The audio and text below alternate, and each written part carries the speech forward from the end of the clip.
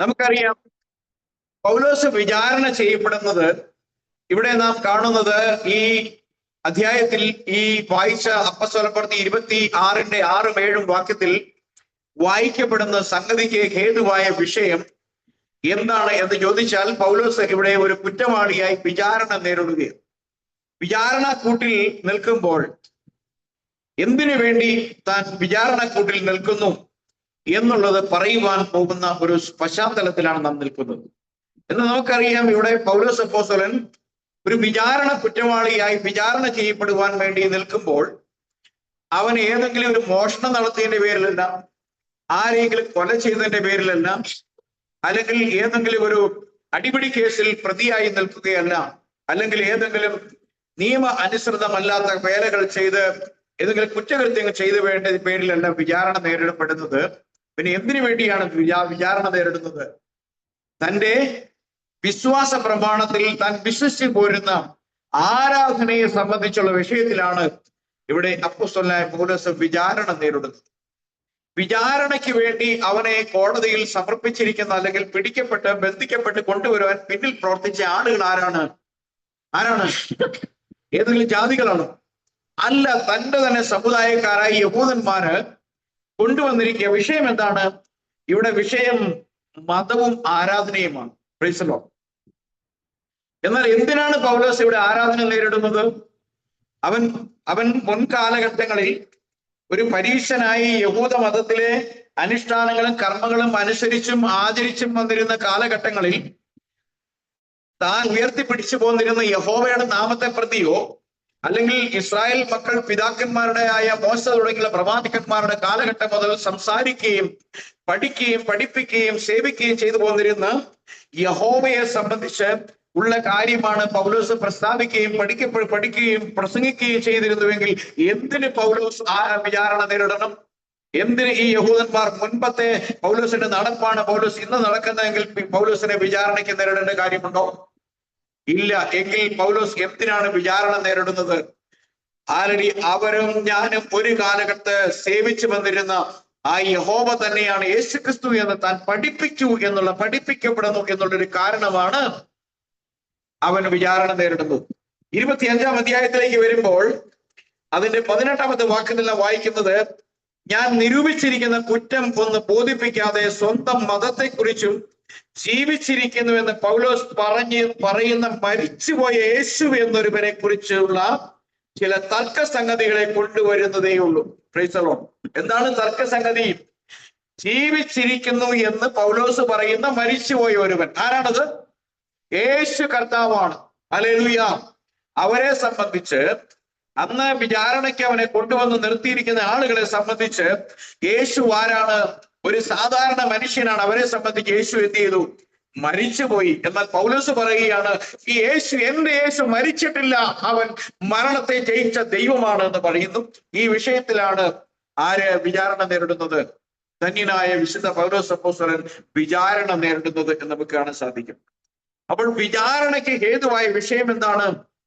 യേശു തന്നെയാണ് ക്രിസ്തു എന്ന് 13-ാമത്തെ അധ്യായം മുതൽ തുടർന്ന് എല്ലാ യഹൂദന്മാരുടെ അടുക്കലും സനഹദ്രീൻ സംഘത്തിലും സിനഗോഗുകളിൽ പോയി യേശു തന്നെ ക്രിസ്തു എന്ന് തെളിയിച്ച് അവരുടെ വാദമുകളെ ഖണ്ഡിച്ചു കളയുന്ന ഒരു പൗലോസിനെയും ബർന്നബാസിനെയും നമുക്ക് കാണാൻ കഴിയും. പൗലോസിന്റെ ശിഷ്യന്മാരായ ആളുകളായിരിക്കുന്ന സിൽവാനോസും അതുപോലുള്ള ഫെലിമോൻ തുടങ്ങിയ ആളുകളും ഇതേ കാര്യത്തെയാണ് പ്രസ്താവിച്ചുകൊണ്ടിരിക്കുന്നത്. യേശു തന്നെയാണ് ക്രിസ്തു എന്ന് വെച്ചാൽ യേശു തന്നെയാണ് നിങ്ങളുടെ പുസ്തകത്തിലെ വാഗ്ദത്തം ചെയ്ത മെസ്സിഹ എന്ന് വെച്ചാൽ ദൈവം ജഡത്തിലാണ്, മറ്റൊരുവനല്ല. അവൻ ഇസ്രായേലിന്റെ യഹോവയായ ദൈവം യെശയ്യാവ് 43:10-11 പറയുന്ന രക്ഷിതാവാണ്. 25:9 പറയുന്ന ഞാൻ തന്നെ വന്ന് അവരെ രക്ഷിക്കുമെന്ന് പറയുന്ന രക്ഷിതാവായ യഹോവയാണ് എന്നുള്ള തന്റെ വിദ്യ തന്റെ പഠിപ്പിക്കലിന്റെ അടിസ്ഥാനത്തിലാണ്, അല്ലെങ്കിൽ ഈ കാര്യങ്ങൾ ജനങ്ങളോട് തന്റെ വെളിപ്പാടിനാൽ സംസാരിക്കുന്നത് കൊണ്ടാണ് താൻ ഇന്ന് കുറ്റവിചാരണ ഏൽക്കുന്നത് എന്ന് ഇതിനു മുമ്പ് 2 പ്രാവശ്യം സാക്ഷ്യം പറയുന്നത് കാണാൻ സാധിക്കും. 9-ാം അധ്യായത്തിലും 16-ാമത്തെ അധ്യായത്തിലും താൻ ഇതേ സാക്ഷ്യം പറയുന്നതായി നമുക്ക് കാണാൻ കഴിയും. Price the lord. അപ്പോൾ വിചാരണയ്ക്ക് ഹേതുവായ വിഷയം എന്താണ് എന്ന് പറയേണ്ട സമയം വന്നപ്പോൾ പൗലോസിന്റെ ഭാഗം പറയുവാൻ പൗലോസിന് വേണ്ടി ആരുമില്ല. പലപ്പോഴും നമ്മുടെ ജീവിതത്തിൽ നമ്മൾ കടന്നു പോകുന്ന സാഹചര്യങ്ങളിൽ നമ്മളുടെ ഉള്ള സത്യം മറ്റുള്ളവർ പറയുവാൻ നമ്മെ സപ്പോർട്ട് ചെയ്യുമെന്ന് വിചാരിക്കുന്ന പലരും നമുക്ക് വേണ്ടി മൗനമാചരിക്കുമ്പോൾ, നമുക്ക് വേണ്ടി മിണ്ടാൻ ആരുമില്ലാതെ വരുമ്പോൾ, നമുക്ക് വേണ്ടി സംസാരിക്കുന്ന ഒരുവനുണ്ട്, ദൈവത്തിന്റെ പരിശുദ്ധാത്മാവ്. Price the Lord. നമുക്കറിയാം, നമ്മുടെ കർത്താവും ഇത്തരത്തിൽ വിചാരണ നേരിട്ട് ഹെരോദാവിന്റെ കോടതിയിലും പീലാത്തോസിന്റെ കോടതിയിലൊക്കെ നിന്നിട്ടുണ്ട്. അപ്പോഴൊക്കെ കർത്താവ് പറഞ്ഞു, സത്യത്തിന് സാക്ഷ്യം പറയാനായിട്ടാണ് ഞാൻ വന്നിരിക്കുന്നത്. എന്താണ് ആ സത്യം എന്ന് ചോദിച്ചപ്പോൾ, ആ സത്യം ഞാനാണ്, യേശു ക്രിസ്തു വഴിയും സത്യവും ജീവനുമാകുന്നു. ഹല്ലേലൂയ. യേശു തന്നെ വഴിയും സത്യവും ജീവനുമാകുന്നു. ആ യേശു പറഞ്ഞു, ഉന്നതത്തിൽ നിന്നും അധികാരമില്ലെങ്കിലായിരുന്നെങ്കിൽ നിനക്ക് എന്റെ മേൽ അധികാരം ഉണ്ടാകുകയില്ലായിരുന്നു. അപ്പോൾ മുൻപ് വിചാരണയ്ക്ക് നേരിട്ടവൻ തന്റെ ഉള്ളിൽ വസിക്കുന്നത് കൊണ്ട് അവൻ പറഞ്ഞിരുന്നു, ഏത് സമയത്ത് നിങ്ങൾ എവിടെ വിചാരണ നേരിടുന്ന സമയത്തുണ്ടോ, നിങ്ങളുടെ വിശ്വാസ പ്രമാണത്തെ സംബന്ധിച്ച് നിങ്ങൾ വിചാരണ ചെയ്യപ്പെടുന്നുണ്ടെങ്കിൽ ഭയപ്പെടേണ്ട, ആ സമയത്തിൽ നിങ്ങൾക്ക് സംസാരിക്കാനുള്ളത് നിങ്ങളുടെ നാവിൽ ഞാൻ തരും. ഈ വാഗ്ദത്തം അന്ന് മാത്രമല്ല, ഇന്ന് നമ്മുടെ മുമ്പിലുണ്ട്. ഈ വാഗ്ദത്തം നാം വിശ്വസിക്കുന്നവരാണ് എങ്കിൽ, ഈ വാഗ്ദത്തത്തിൽ നമുക്ക് ആശ്രയമുണ്ടെങ്കിൽ, ദൈവം തന്റെ തിരുവെഴുത്തിൽ പറഞ്ഞിരിക്കുന്ന എല്ലാം സത്യമാണെന്ന് വിശ്വസിക്കുന്നുണ്ടെങ്കിൽ, പ്രതികൂലങ്ങൾ നമുക്ക് വിചാരിക്കുന്നതിലും ചിന്തിക്കുന്നതിലും ഉപരിയായി നമ്മുടെ മക്കളാകട്ടെ, ഭാര്യയാകട്ടെ, ഭർത്താവാകട്ടെ, നമ്മുടെ ദൈവദാസനാകട്ടെ, നമ്മളെ സ്നേഹിക്കുന്ന സഹോദരങ്ങളാകട്ടെ, ബന്ധുക്കളാകട്ടെ, നമ്മൾ വിട്ടുപോയാലും വാഗ്ദത്തം അവിടെ അപ്പോഴും ഉണ്ട്. ഹല്ലേലൂയ. വാഗ്ദത്തം ചെയ്തവൻ വിശ്വസ്തനാണ്. അതുകൊണ്ട് ഇവിടെ ഇന്ന് പകൽക്കാലം നമ്മൾ സംസാരിച്ച വിഷയത്തിലേക്ക് കടന്നു വരുമ്പോൾ ചില കാര്യങ്ങൾ നിങ്ങളെ ഓർമ്മപ്പെടുത്തിക്കൊണ്ട് ഞാൻ ഇന്ന് എന്റെ പ്രസംഗം അവസാനിപ്പിക്കാനായിട്ട് ആഗ്രഹിക്കുകയാണ്. ഇവിടെ ഒന്നാമത്തെ വിഷയം എന്താണ്? പൗലോസ് പറയുന്ന ആ വാക്യത്തിലേക്ക് നമുക്കൊന്ന് കടന്നു വരാം. പൗലോസ് ഈ വിഷയം സംസാരിക്കുന്നതിന് ആമുഖമായി 26-ാമത്തെ അധ്യായത്തിൽ ആദ്യത്തെ വാക്യം നമ്മൾ എങ്ങനെയാണ് വായിക്കുന്നത്? അഗ്രിപ്പാവ് പൗലോസിനോട് നിന്റെ കാര്യം പറയുവാൻ അനുവാദമുണ്ട് എന്ന് പറഞ്ഞു. Price the lord. ഇവിടെ എല്ലാവരും പൗലോസിനെതിരാണ്. അധികാരിയായിരിക്കുന്ന രാജാവ് എല്ലാ കാര്യങ്ങളെയും നോക്കി തീരുമാനിക്കേണ്ടുന്ന രാജാവിന് പക്ഷപാതം ചെയ്യാൻ കഴിയുകയില്ല. ഗവർണർ അവിടെയുണ്ട്. അവിടെ അവന്റെ മേൽ കുറ്റാരോപണം നടത്തുന്ന വലിയൊരു ഭാഗം മത നേതാക്കന്മാരുണ്ട്. ഇവരുടെ എല്ലാം നടുവിൽ തന്റെ ഭാഗം പറയുവാൻ, തനിക്ക് വേണ്ടി വാദിക്കുവാൻ ഒരു മനുഷ്യനുമില്ല. തന്റെ കൈയാൽ അത്ഭുതങ്ങളും അടയാളങ്ങളും കൈക്കൊണ്ടവരെല്ലാം അവനെ തിരസ്കരിച്ച് തള്ളിക്കളഞ്ഞു പോയി. ഈ കോടതിയിൽ ഒരു സാക്ഷി പറയാൻ, തനിക്ക് വേണ്ടി ഒരു വാദപ്രതിവാദം നടത്താൻ ആരുമില്ലാത്ത ഒരു സാഹചര്യത്തിൽ അഗ്രിപ്പാവ് പറയുകയാണ്, നിന്റെ ഭാഗം പറയുവാൻ നിനക്ക് അവകാശമുണ്ട്. Price the Lord. അങ്ങനെ പറയുമ്പോൾ പൗലോസ് കൈനീട്ടി പ്രതിപാദിച്ചത് എന്തെന്നാൽ, അഗ്രിപ്പ രാജാവേ, യഹൂദന്മാർ എന്റെ മേൽ ചുമത്തുന്ന എല്ലാ കുറ്റങ്ങളെയും കുറിച്ച് ഇന്ന് തിരുമുമ്പാകെ പ്രതിപാദിപ്പാൻ ഇടവന്നത് കൊണ്ട്, വിശേഷാൽ നീ യഹൂദന്മാരുടെ ആചാരങ്ങളും തർക്കങ്ങളും എല്ലാം അറിയുന്നവനാകിയാൽ ഞാൻ ഭാഗ്യവാൻ എന്ന് നിരൂപിക്കുന്നു. Price the Lord. ആ ഒരു ആമുഖ പ്രസംഗം പൗലോസ് അപ്പോസ്തലൻ ഇവിടെ രാജാവിന്റെ കോടതിയിൽ, വിചാരണ കോടതിയിൽ ധൈര്യത്തോടെ സംസാരിക്കുകയാണ്. ഹല്ലേലൂയ. എന്താണ് ആ ധൈര്യം പറയുകയാണ്? ഇതെനിക്ക് പറയുവാനുള്ള അവകാശമുണ്ട്. കാരണം എന്റെ ജാതിക്കാരുടെ ഇടയിലും യെരൂശലേമിലും ആദ്യം മുതൽ ബാല്യം തുടങ്ങിയുള്ള എന്റെ നടപ്പ് യഹൂദന്മാർ എല്ലാവരും അറിയുന്നു. ഞാൻ എങ്ങനെ ജീവിച്ചു വന്നിരുന്നുവെന്നും, ഞാൻ ആരെ പ്രസംഗിച്ചു വന്നിരുന്നുവെന്നും, എന്റെ ജീവിതത്തിൽ ഞാൻ പാലിച്ചു വന്നിരിക്കുന്ന കർമാനുഷ്ഠാനങ്ങളും മതപരമായ ആചാരാനുഷ്ഠാനങ്ങളുടെ സത്യസന്ധതയും ചോദ്യം ചെയ്യപ്പെടാൻ കഴിയാത്ത വണ്ണമുള്ള സത്യമാണ് എന്നുള്ളത് എന്റെ മേൽ ആരോപണം ചുമത്തുന്ന എല്ലാവർക്കും അറിയാം. ഇവിടെ ആരോപണം ഉന്നയിക്കുന്ന പലരും അവരുടെ വിശ്വാസ മാർഗത്തിൽ ഇടർച്ചയും കുറ്റവും വരുത്തുമ്പോഴും ഞാൻ അന്നും ഇന്നും മതഭേദങ്ങളുടെ കാര്യത്തിൽ, വിശ്വാസത്തിന്റെ കാര്യത്തിൽ ഞാൻ ഇന്നും യഥാർത്ഥ ഒരു പരീക്ഷത്വം പുലർത്തുന്നവരാണ് എന്നുള്ള കാര്യം എന്റെ മേൽ വിചാരണയ്ക്ക് എന്നെ കുറ്റവാളിയെ പിടിച്ചു നിർത്തിയിരിക്കുന്ന ഇവർക്ക് എല്ലാവർക്കും അറിയാമെന്ന് ധൈര്യത്തോടെ സംസാരിക്കുകയും, എല്ലാവരും എതിരായിരിക്കുമ്പോഴും ഇവിടെ ധൈര്യപൂർവ്വം സംസാരിക്കാൻ പൗലോസിനെ പ്രാപ്തനാക്കുന്ന ഒരുവനുണ്ട്. തക്ക സമയത്ത് നിനക്ക് സംസാരിക്കാനുള്ളത് നിന്റെ വായിൽ തരുമെന്ന് അരുളി ചെയ്ത കർത്താവ് അന്നും ഇന്നും ഇന്നലെയും ജീവിക്കുന്ന നമ്മളും ഈ ഇത്തരം പ്രതിവാദങ്ങൾക്ക് വേണ്ടി നിൽക്കുമ്പോൾ നാം ഭയപ്പെടാതെ നിൽക്കുകയാണെങ്കിൽ നമ്മിൽ സംസാരിക്കുന്ന അതേ പരിശുദ്ധാത്മാവ് തന്നെയാണ് പൗലോസിലും സംസാരിച്ചത്. Price the lord. അതുകൊണ്ട് പൗലോസ് പറയുകയാണ്, അതുകൊണ്ട് 5-ാമത്തെ അധ്യായത്തിലേക്ക് വരുമ്പോൾ ഇവിടെ പറയുകയാണ്, ഞാൻ നമ്മുടെ മാർഗത്തിൽ സൂക്ഷ്മതയേറിയ മതഭേദ പ്രകാരം പരീക്ഷനായി ജീവിച്ചു. എന്താണ് പരീക്ഷൻ എന്ന് പറഞ്ഞാൽ? കടുകട വിട്ടുവീഴ്ചയില്ലാതെ മത ഉപദേശങ്ങളിൽ കടുകട വിട്ടുവീഴ്ച ചെയ്യാത്ത ഒരു ഒരു എന്താ പറയാ ഒരു ഓർത്തഡോക്സ് ആയ അല്ലെങ്കിൽ യാഥാസ്ഥിതികനായിട്ട് ജീവിച്ചു എന്നുള്ള കാര്യം പൗലോസ് ഇവിടെ പറയുകയാണ്. ഹല്ലേലൂയ. എന്ന് അവർ ആദ്യം മുതൽ അറിയുന്നു. അവർക്ക് മനസ്സുണ്ടെങ്കിൽ സാക്ഷ്യം പറയാം. ഇവിടെ പൗലോസ് പറയാണ്, ഈ നിൽക്കുന്ന ആർക്കെങ്കിലും ഞാൻ അങ്ങനെയല്ല എന്ന് ചൂണ്ടിക്കാണിക്കാൻ കഴിയട്ടെ, അല്ലെങ്കിൽ ഉള്ളതുപോലെ പറയുന്ന ആർക്കെങ്കിലും മനസ്സുണ്ടെങ്കിൽ അവർ മുന്നോട്ട് വരട്ടെ എന്ന് പറഞ്ഞിട്ടാണ് പൗലോസ് പറയുന്നത്. എന്താണ് പൗലോസ് പറയുന്നത്? ഇവിടെ പറയണം, ദൈവത്താൽ നമ്മുടെ പിതാക്കന്മാർക്ക് ലഭിച്ചതും 12 ഗോത്രങ്ങളും രാപ്പകൽ ശ്രദ്ധയോടെ ആരാധിച്ച് എത്തിപ്പിടിക്കാൻ ശ്രമിക്കുന്ന അതുമായ വാഗ്ദത്തത്തിലുള്ള പ്രത്യാശ ഹേതുവായിട്ട് അത്രേ ഞാൻ വിസ്താരത്തിലായിരിക്കുന്നത്. എന്തിനാണ് ഞാൻ വിസ്താരത്തിലായിരിക്കുന്നത്? ഞാൻ വിസ്താരത്തിലായിരിക്കുന്നതിന്റെ വിഷയം എന്താണ്? ആ പ്രാഥമികമായ വിഷയം ആരാധനയാണ്. Praise the lord. ഉൽപ്പത്തി പുസ്തകത്തിൽ തുടങ്ങി ലോക ചരിത്രത്തിലെ ആദ്യത്തെ വിഷയം ആരംഭിക്കുന്നത് ആരാധനയിൽ അല്ലെ?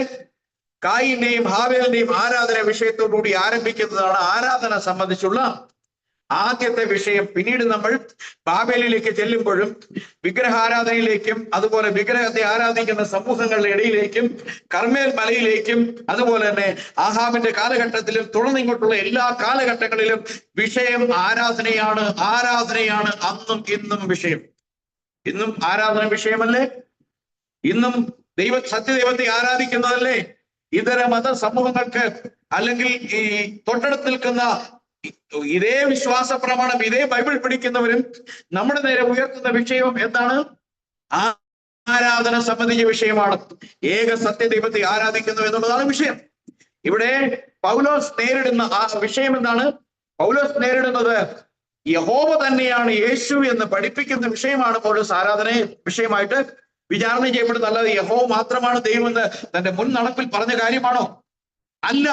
ഇവിടെ താൻ ആരാധന വിഷയത്തിൽ താൻ നേരിടുന്ന വിചാരണയ്ക്ക് കാരണം ഹേതുവായിരിക്കുന്ന വിഷയം ഇവർ മരിച്ചുപോയെന്ന് നിരൂപിക്കുന്നവനും എന്നാൽ ദമാസ്കസിന്റെ പടിവാതിക്കൽ തന്നെ മുഖാമുഖം കണ്ടവനും ഞാൻ തന്നെയാണ് നീ സേവിക്കുന്ന യേശു എന്ന് വിളിച്ചു പറഞ്ഞ ആ യേശു ജീവിക്കുന്നു എന്നുള്ള വിഷയം സംബന്ധിച്ചുള്ള തന്റെ പ്രസ്താവനകളും തന്റെ പ്രസംഗങ്ങളുമാണ് തന്നെ ഇന്ന് വിചാരണയ്ക്ക് കൊണ്ടുവന്നിരിക്കുന്നത്. ഇന്ന് നാം ഈ പുസ്തകം പഠിക്കുമ്പോൾ അല്ലെങ്കിൽ പഠിപ്പിക്കുമ്പോൾ നാമും ഏതെങ്കിലും ഒരു സമുദായത്തിൽ ഏതെങ്കിലും ഒരു സംഘടനയുടെ അല്ലെങ്കിൽ നമ്മുടെ തൊട്ടടുത്ത് നിൽക്കുന്ന ഒരു മതവിശ്വാസം നമ്മളെ എതിർക്കുന്നുവെങ്കിൽ അതിന്റെ കാരണവും മറ്റൊന്നല്ല, ആരാധന സംബന്ധിച്ചുള്ള വിഷയം. എന്നാൽ ഇവിടുത്തെ പ്രശ്നം എന്താണ്? ഇവിടുത്തെ പ്രശ്നം യഹൂദന് അവൻ ആരാധിക്കുന്ന ഏക ദൈവം ആരാണ് എന്ന് അവൻ അറിഞ്ഞുകൂടും. ആ ദൈവം എങ്ങനെ അവന്റെ മനുഷ്യരുള്ള ബന്ധത്തിൽ ഇടപെടുന്നു എന്നതിനെ സംബന്ധിച്ച് അവർക്കറിയാവുന്ന പരീക്ഷത്വപരമായ ചില കാര്യങ്ങൾ മാത്രമേ ഉള്ളൂ. വെളിപ്പാടിനാലുള്ള ദർശനം അവർക്ക് ഇല്ല. അതാണ് അവിടുത്തെ വിഷയം. വെളിപ്പാടിനാൽ ഒരു കാര്യം അറിവായി വന്ന പൗലോസ് ആകട്ടെ പഴയ നിയമത്തിൽ തങ്ങളുടെ പിതാക്കന്മാരിൽ താനും ആരാധിച്ചു വന്നിരുന്ന അതേ യഹോവ തന്നെയാണ് യേശുക്രിസ്തു എന്ന് വെളിപ്പെട്ടപ്പോൾ ഈ കാര്യത്തെ പഠിപ്പിച്ചു എന്നതിന്റെ പേരിലാണ് തങ്ങൾ സേവിച്ചു വന്നിരിക്കുന്ന യഹോവയെ അവൻ നിഷേധിച്ചിട്ട് യേശു എന്ന് പറയുന്ന ഒരു മനുഷ്യനെ ആരാധിക്കുവാൻ ജനത്തെ പ്രചോദിപ്പിക്കുന്നു എന്നുള്ള വിഷയത്തിന്റെ പേരിൽ വിചാരണ നേരിടുന്ന വന്നിരിക്കുന്നത്. അപ്പോൾ ഈ വിഷയത്തിലേക്ക് കടന്നു വരുമ്പോൾ 2-3 കാര്യങ്ങൾ നമുക്ക് പഠിക്കേണ്ടതുണ്ട്. ഒന്നാമത്തെ വിഷയം ഹല്ലേലൂയ ആര് ആരാധിക്കണം എന്നുള്ളതാണ്. ഇവിടെ പൗലോസ് പറയുകയാണ്, അഗ്രിപ്പ രാജാവ് എന്ന് പറയുന്ന യെരുശലേമിൽ അവിടെയുള്ള രാജാവ് ഒരു യഹൂദനാണ്. Price the Lord. ആ രാജാവിനോട് പറയുകയാണ്, എങ്ങനെയാണ് പറയുന്ന വാക്യം? ആ വാക്യം ഒന്ന് വായിച്ചേ. ദൈവത്താൽ നമ്മുടെ പിതാക്കന്മാർക്ക് ലഭിച്ചതും നമ്മുടെ കൃത്യമായിട്ടും ലോകത്തിൽ എല്ലാവരും ആരാധിക്കുന്നു എന്നുള്ളതല്ല വിഷയം. ആണോ? എല്ലാവരും ആരാധിക്കുന്നുണ്ട്. ആരാധിക്കാത്ത ആരും തന്നെ ലോകത്തിലില്ല. ഏതെങ്കിലും ഒരു ദൈവത്തെ അല്ലെങ്കിൽ ദൈവങ്ങളെ ആരാധിക്കുന്നവരാണ് എല്ലാവരും. അപ്പൊ ചിലർ പറയും നിരീശ്വരവാദികൾ ആരാധിക്കുന്നില്ല എന്നുള്ളത്. നിരീശ്വരവാദികളുടെ വീഡിയോ ഒക്കെ കണ്ടു കഴിഞ്ഞാൽ അവരുടെ പ്രത്യയശാസ്ത്രത്തെ എന്ത് ചെയ്യുന്നുണ്ട്? ആരാധിക്കുന്നുണ്ട്. അതിനെയാണ് അവർ ഉയർത്തിപ്പിടിക്കുന്നത്. ദൈവമില്ല എന്നുള്ള ഒരു പ്രത്യയശാസ്ത്രത്തെ അവർ ആരാധനയോടെ സമീപിക്കുന്നുണ്ട്. അപ്പോൾ ആരാധന ഇല്ലാത്ത ഒരു മതസമൂഹമില്ല, ഒരു ജനസമൂഹമില്ല. അപ്പോൾ ഇവിടെ ആരാധിക്കണം എന്നുള്ളതാണ്. ഇവിടെ തന്നെ പ്രതിക്കൂട്ടിൽ കൊണ്ട് നിർത്തിയിരിക്കുന്ന ഏതെങ്കിലും ജാതികളല്ല, എന്നാൽ ജീവനുള്ള ദൈവത്തെ ആരാധിക്കുന്ന ജനസമൂഹത്തെ ആണ് കൊണ്ടുനിർത്തിയിരിക്കുന്നത്. അതുകൊണ്ട് പൗലോസ് ഇവിടെ പറയുകയാണ്, നമ്മുടെ 12 ഗോത്രങ്ങൾ ആരാധിക്കുന്ന. Hallelujah, price the Lord. അപ്പൊ 12 ഗോത്രങ്ങൾ ആരാധിക്കുന്ന. അപ്പോൾ ആരാധിക്കണം? ദൈവത്തെ, ദൈവത്തിന്റെ മക്കൾ ആരാധിക്കണം. ഇസ്രായേൽ ജനം ദൈവത്തിന്റെ വാഗ്ദത്ത സന്തതിയാണ്. നാമും ആ വാഗ്ദത്ത സന്തതിയായ അബ്രഹാമിന്റെ യഥാർത്ഥ രാജകീയ സന്തതിയായ നിന്റെ സന്തതി മുഖാന്തരം ഭൂമിയിലെ സകല വംശങ്ങളും അനുഗ്രഹിക്കപ്പെടുമെന്ന് അരുളി ചെയ്തിരിക്കുന്നത് യേശു കർത്താവിനെ കുറിച്ചാണെന്ന് ഗലാത്യ ലേഖനത്തിൽ പൗലോസ് 3-ാം അധ്യായത്തിൽ പറയും. അങ്ങനെയെങ്കിൽ യേശു കർത്താവ് മുഖാന്തരം ദൈവത്തിന്റെ മക്കളായി തീർന്ന നാം ദൈവത്തെ എന്ത് ചെയ്യണം? ആരാധിക്കണം. അപ്പോൾ ഇവിടെ പറയുകയാണ്, നമ്മുടെ 12 ഗോത്രങ്ങളും രാപ്പകൽ ആരാധിക്കുന്ന ദൈവം. ഹല്ലേലൂയ. അപ്പോൾ ഇവിടെ വിഷയം എന്താണ്? ആരാധിക്കണം ദൈവത്തെ. ദൈവത്തിന്റെ മക്കൾ, വീണ്ടെടുക്കപ്പെട്ട മക്കൾ എന്ത് ചെയ്യണം? ആരാധിക്കണം. എങ്ങനെ ആരാധിക്കും? നമ്മൾ ആരാധിക്കണമെങ്കിൽ നമ്മൾ ജീവനുള്ള ദൈവത്തെ വ്യവസ്ഥ പ്രകാരം ആരാധിക്കണം. വ്യവസ്ഥ തെറ്റിച്ചുള്ള ആരാധന നമ്മുടെ ദൈവം എന്ത് ചെയ്യില്ല? കൈക്കൊള്ളുകയില്ല. പല ആൾക്കാർ പറയും, നമ്മളിങ്ങനെ പല കാര്യത്തിലും നിങ്ങളിങ്ങനെ കടുംപിടുത്തം പിടിക്കേണ്ട ആവശ്യമുണ്ടോ? അവരും യേശുവിനെയല്ലേ ആരാധിക്കുന്നത്? കത്തോലിക്കരും യേശുവിനെയല്ലേ ആരാധിക്കുന്നത്? ഓർത്തഡോക്സുകാർ യേശുവിനെയല്ലേ ആരാധിക്കുന്നത്? പെന്തക്കോസ്തുകാർ യേശുവിനെയല്ലേ ആരാധിക്കുന്നത്? നമ്മൾ എന്തിനാണ് ഇത്തരം ചെറിയ കാര്യങ്ങളെ സങ്കുചിത മനസ്ഥിതി വെച്ച് പുലർത്തുന്നത്? ഇത് സങ്കുചിത മനസ്ഥിതിയാണോ? അല്ല, ജീവനുള്ള ദൈവത്തെ നമ്മൾ ആരാധിക്കണം. ഇനി അടുത്ത വിഷയം ആരെ ആരാധിക്കണം എന്നുള്ളതാണ്. നമ്മൾ ആരെ ആരാധിക്കണം? നമ്മുടെ ദൈവത്തെ നാം ആരാധിക്കണം. എങ്ങനെ ആരാധിക്കണം? ദൈവം ആരെന്ന് അറിഞ്ഞ് ആരാധിക്കണം. Praise the lord. ദൈവം ആരാണ് എന്നുള്ള കാര്യത്തെ സംബന്ധിച്ചുള്ള അറിവ് പലർക്കുമില്ല. ചിലർക്കെല്ലാം ദൈവം 3 വ്യക്തിത്വങ്ങളിൽ അടങ്ങിയിരിക്കുന്ന ഒരു ദൈവമാണ്. അങ്ങനെ ഒരു ദൈവത്തെ സംബന്ധിച്ച് വിശുദ്ധ വേദപുസ്തകത്തിന്റെ താളുകളിൽ എവിടെയും നമുക്ക് കാണാൻ കഴിഞ്ഞിട്ടില്ല എന്നുള്ളൊരു വസ്തുതയുണ്ട്. എന്നാൽ ബൈബിൾ പറയുന്ന ഏക ദൈവം മനുഷ്യന്റെ സൃഷ്ടിയോടുള്ള ബന്ധത്തിൽ പിതാവാണ്. വീണുപോയ മനുഷ്യനെ വീണ്ടെടുക്കുവാൻ വീണ്ടെടുപ്പിന്റെ പദ്ധതി പ്രകാരം അവൻ പുത്രനാണ്. വീണ്ടെടുക്കപ്പെട്ട ദൈവമക്കളെ ദൈവസന്നിധിയിൽ ചേർത്ത് നിർത്തുവാൻ റീജനറേഷൻ, അല്ലെങ്കിൽ അവരെ പരിപാലിക്കുവാൻ പരിശുദ്ധാത്മാവായി വ്യാപരിക്കുന്ന ഒരു ദൈവമേ നമുക്കുള്ളൂ. ആ ഒരേ ഒരു ദൈവത്തെ ആത്മാവിലും സത്യത്തിലും ആരാധിക്കുമ്പോൾ പഴയ നിയമത്തിൽ മറഞ്ഞു കിടന്ന മെസ്സിഹയാണ് പുതിയ നിയമത്തിൽ വെളിപ്പെട്ടു വന്നിരിക്കുന്ന യേശുക്രിസ്തു എന്നുള്ള തിരിച്ചറിവിൽ നാം ആരാധിക്കുമ്പോൾ ഈ ആരാധന വിഷയത്തിലാണ് ഇവിടെ ആര് വിചാരണ നേരിടുന്നത്? വിശുദ്ധ പൗലോസ് ആ വിചാരണ നേരിടുന്നു. അപ്പോൾ ഇവിടെ നമുക്ക് കാണാൻ സാധിക്കും, ഒന്ന്, ആരാധിക്കണം? ദൈവത്തെ വാഗ്ദത്ത പ്രകാരമുള്ള മക്കൾ ആരാധിക്കണം. 2, ദൈവത്തെ അറിഞ്ഞ് ആരാധിക്കണം. ദൈവം ആരെന്നറിഞ്ഞ് ആരാധിക്കണം. ദൈവം ആരെന്നറിഞ്ഞിരുന്നെങ്കിൽ ഇവിടെ പ്രതിക്കൂട്ടിൽ പൗലോസിന് നിൽക്കേണ്ടി വരുമായിരുന്നില്ല. ആ ജനം അവരെ കൊണ്ടു നിർത്തുമായിരുന്നു. 3-ാമത്തെ വിഷയം, എങ്ങനെ ആരാധിക്കണം? ഇവിടെ പൗലോസ് പറയുകയാണ്, എങ്ങനെയാണ് ആരാധിക്കുന്നത്? രാപ്പകൽ ആരാധിക്കണം. ഹല്ലേലൂയ. ഒരു ഞായറാഴ്ച ഒരു ആരാധന കൂട്ടായ്മയിൽ വന്ന് അടുത്ത ഞായറാഴ്ച ആരാധനയ്ക്ക് വരുന്ന ആളുകൾ എന്ത് പറയും? മിണ്ടുമോ? അവർ മിണ്ടാതിരിക്കും. എന്നാൽ നമുക്കറിയാം, യഹൂദന്റെ ആരാധനാക്രമം അനുസരിച്ച് ദിവസത്തിൽ 3 പ്രാവശ്യം അവർ ദൈവത്തെ ആരാധിക്കുന്നതായി ദാനിയേലിന്റെ പുസ്തകത്തിൽ കാണാൻ കഴിയും. എന്നാൽ 3 പ്രാവശ്യത്തെ ആരാധനയെ കുറിച്ചല്ല ബൈബിൾ പറയുന്നത്. രാപ്പകൽ ആരാധിക്കുക എന്ന് പറഞ്ഞാൽ നമ്മുടെ ദൈവമായ കർത്താവിനെ പൂർണ്ണ ഹൃദയത്തോടും പൂർണ്ണ മനസ്സോടും പൂർണ്ണ ആത്മാവോടും പൂർണ്ണ ശക്തിയോടും കൂടെ സ്നേഹിക്കണം. നാം അധ്വാനിക്കുമ്പോൾ, ജോലി ചെയ്യുമ്പോൾ, ഉറങ്ങുമ്പോൾ പോലും നമുക്ക് ദൈവത്തെ ആരാധിക്കാം. നമ്മുടെ ഹൃദയം ദൈവത്തോട് ബന്ധിക്കപ്പെട്ടിരിക്കുന്നുവെങ്കിൽ, ഹല്ലേലൂയ, വാഗ്ദത്തം ചെയ്ത ദൈവമക്കൾ അവരുടെ ജീവിതത്തിന്റെ എല്ലാ വിഷയങ്ങളിലും ഏത് കാര്യത്തിലും ദൈവത്തെ ആരാധിക്കുന്നവരും ദൈവത്തിന്റെ ആലോചന തേടുന്നവരുമാണ് എന്നുള്ള കാര്യം പൗലോസ് ഇവിടെ പ്രസ്താവിക്കുമ്പോൾ രാജാവിനെ നിഷേധിക്കാൻ കഴിയില്ല. രാപ്പകലുള്ള ആരാധനയുണ്ട്. Praise the lord. നാം ദൈവത്തെ അവന്റെ സന്നിധിയിൽ കൂടി വന്ന് വാഗ്ദത്ത പ്രകാരം വീണ്ടും ജനിച്ച ദൈവവൈദ്യരായി മാറുമ്പോൾ നാം ദൈവമായി മുറിച്ചു മാറ്റാനാവാത്ത ഒരു പൊക്കിൾ കൂടി ബന്ധത്തിലേക്ക്, ഒരു അഭേദ്യമായ ബന്ധത്തിലേക്ക് നാം വരുമ്പോൾ നമ്മുടെ എല്ലാ കാര്യങ്ങളെയും ആരാധന വ്യവസ്ഥിതിയുടെ ഉള്ളിലൂടെ ആയിരിക്കണമെന്ന് പൗലോസ് പഠിപ്പിക്കുക. Praise the lord. അപ്പോൾ 4-ാമത്തെ കാര്യമാണ് നാം എന്തിനു വേണ്ടി ആരാധിക്കണം. Praise the Lord.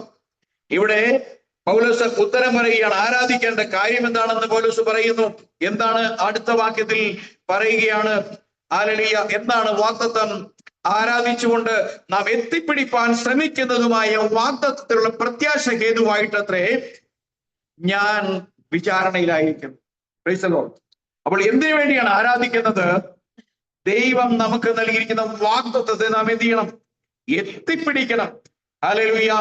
വാഗ്ദത്തം ദൈവം ചെയ്തു എങ്കിലും പലപ്പോഴും പല വാഗ്ദത്തങ്ങൾക്കും ദൈവം കൃത്യമായ ഒരു സമയം പറഞ്ഞിട്ടില്ല. പക്ഷെ എന്ന് വിചാരിച്ചു വാഗ്ദത്തങ്ങൾ അന്യമായി തീരുമോ? ഇല്ല. ദൈവം അബ്രഹാമിനോട് പറഞ്ഞു, നിന്നെ ഞാൻ അനുഗ്രഹിച്ച് വലിയൊരു ജാതിയാക്കും, നിന്നിൽ നിന്ന് രാജാക്കന്മാരും പ്രഭുക്കന്മാരും ഉത്ഭവിക്കുമെന്ന് പറഞ്ഞത് ദൈവമായതുകൊണ്ട് അബ്രഹാം വിശ്വസിച്ചു.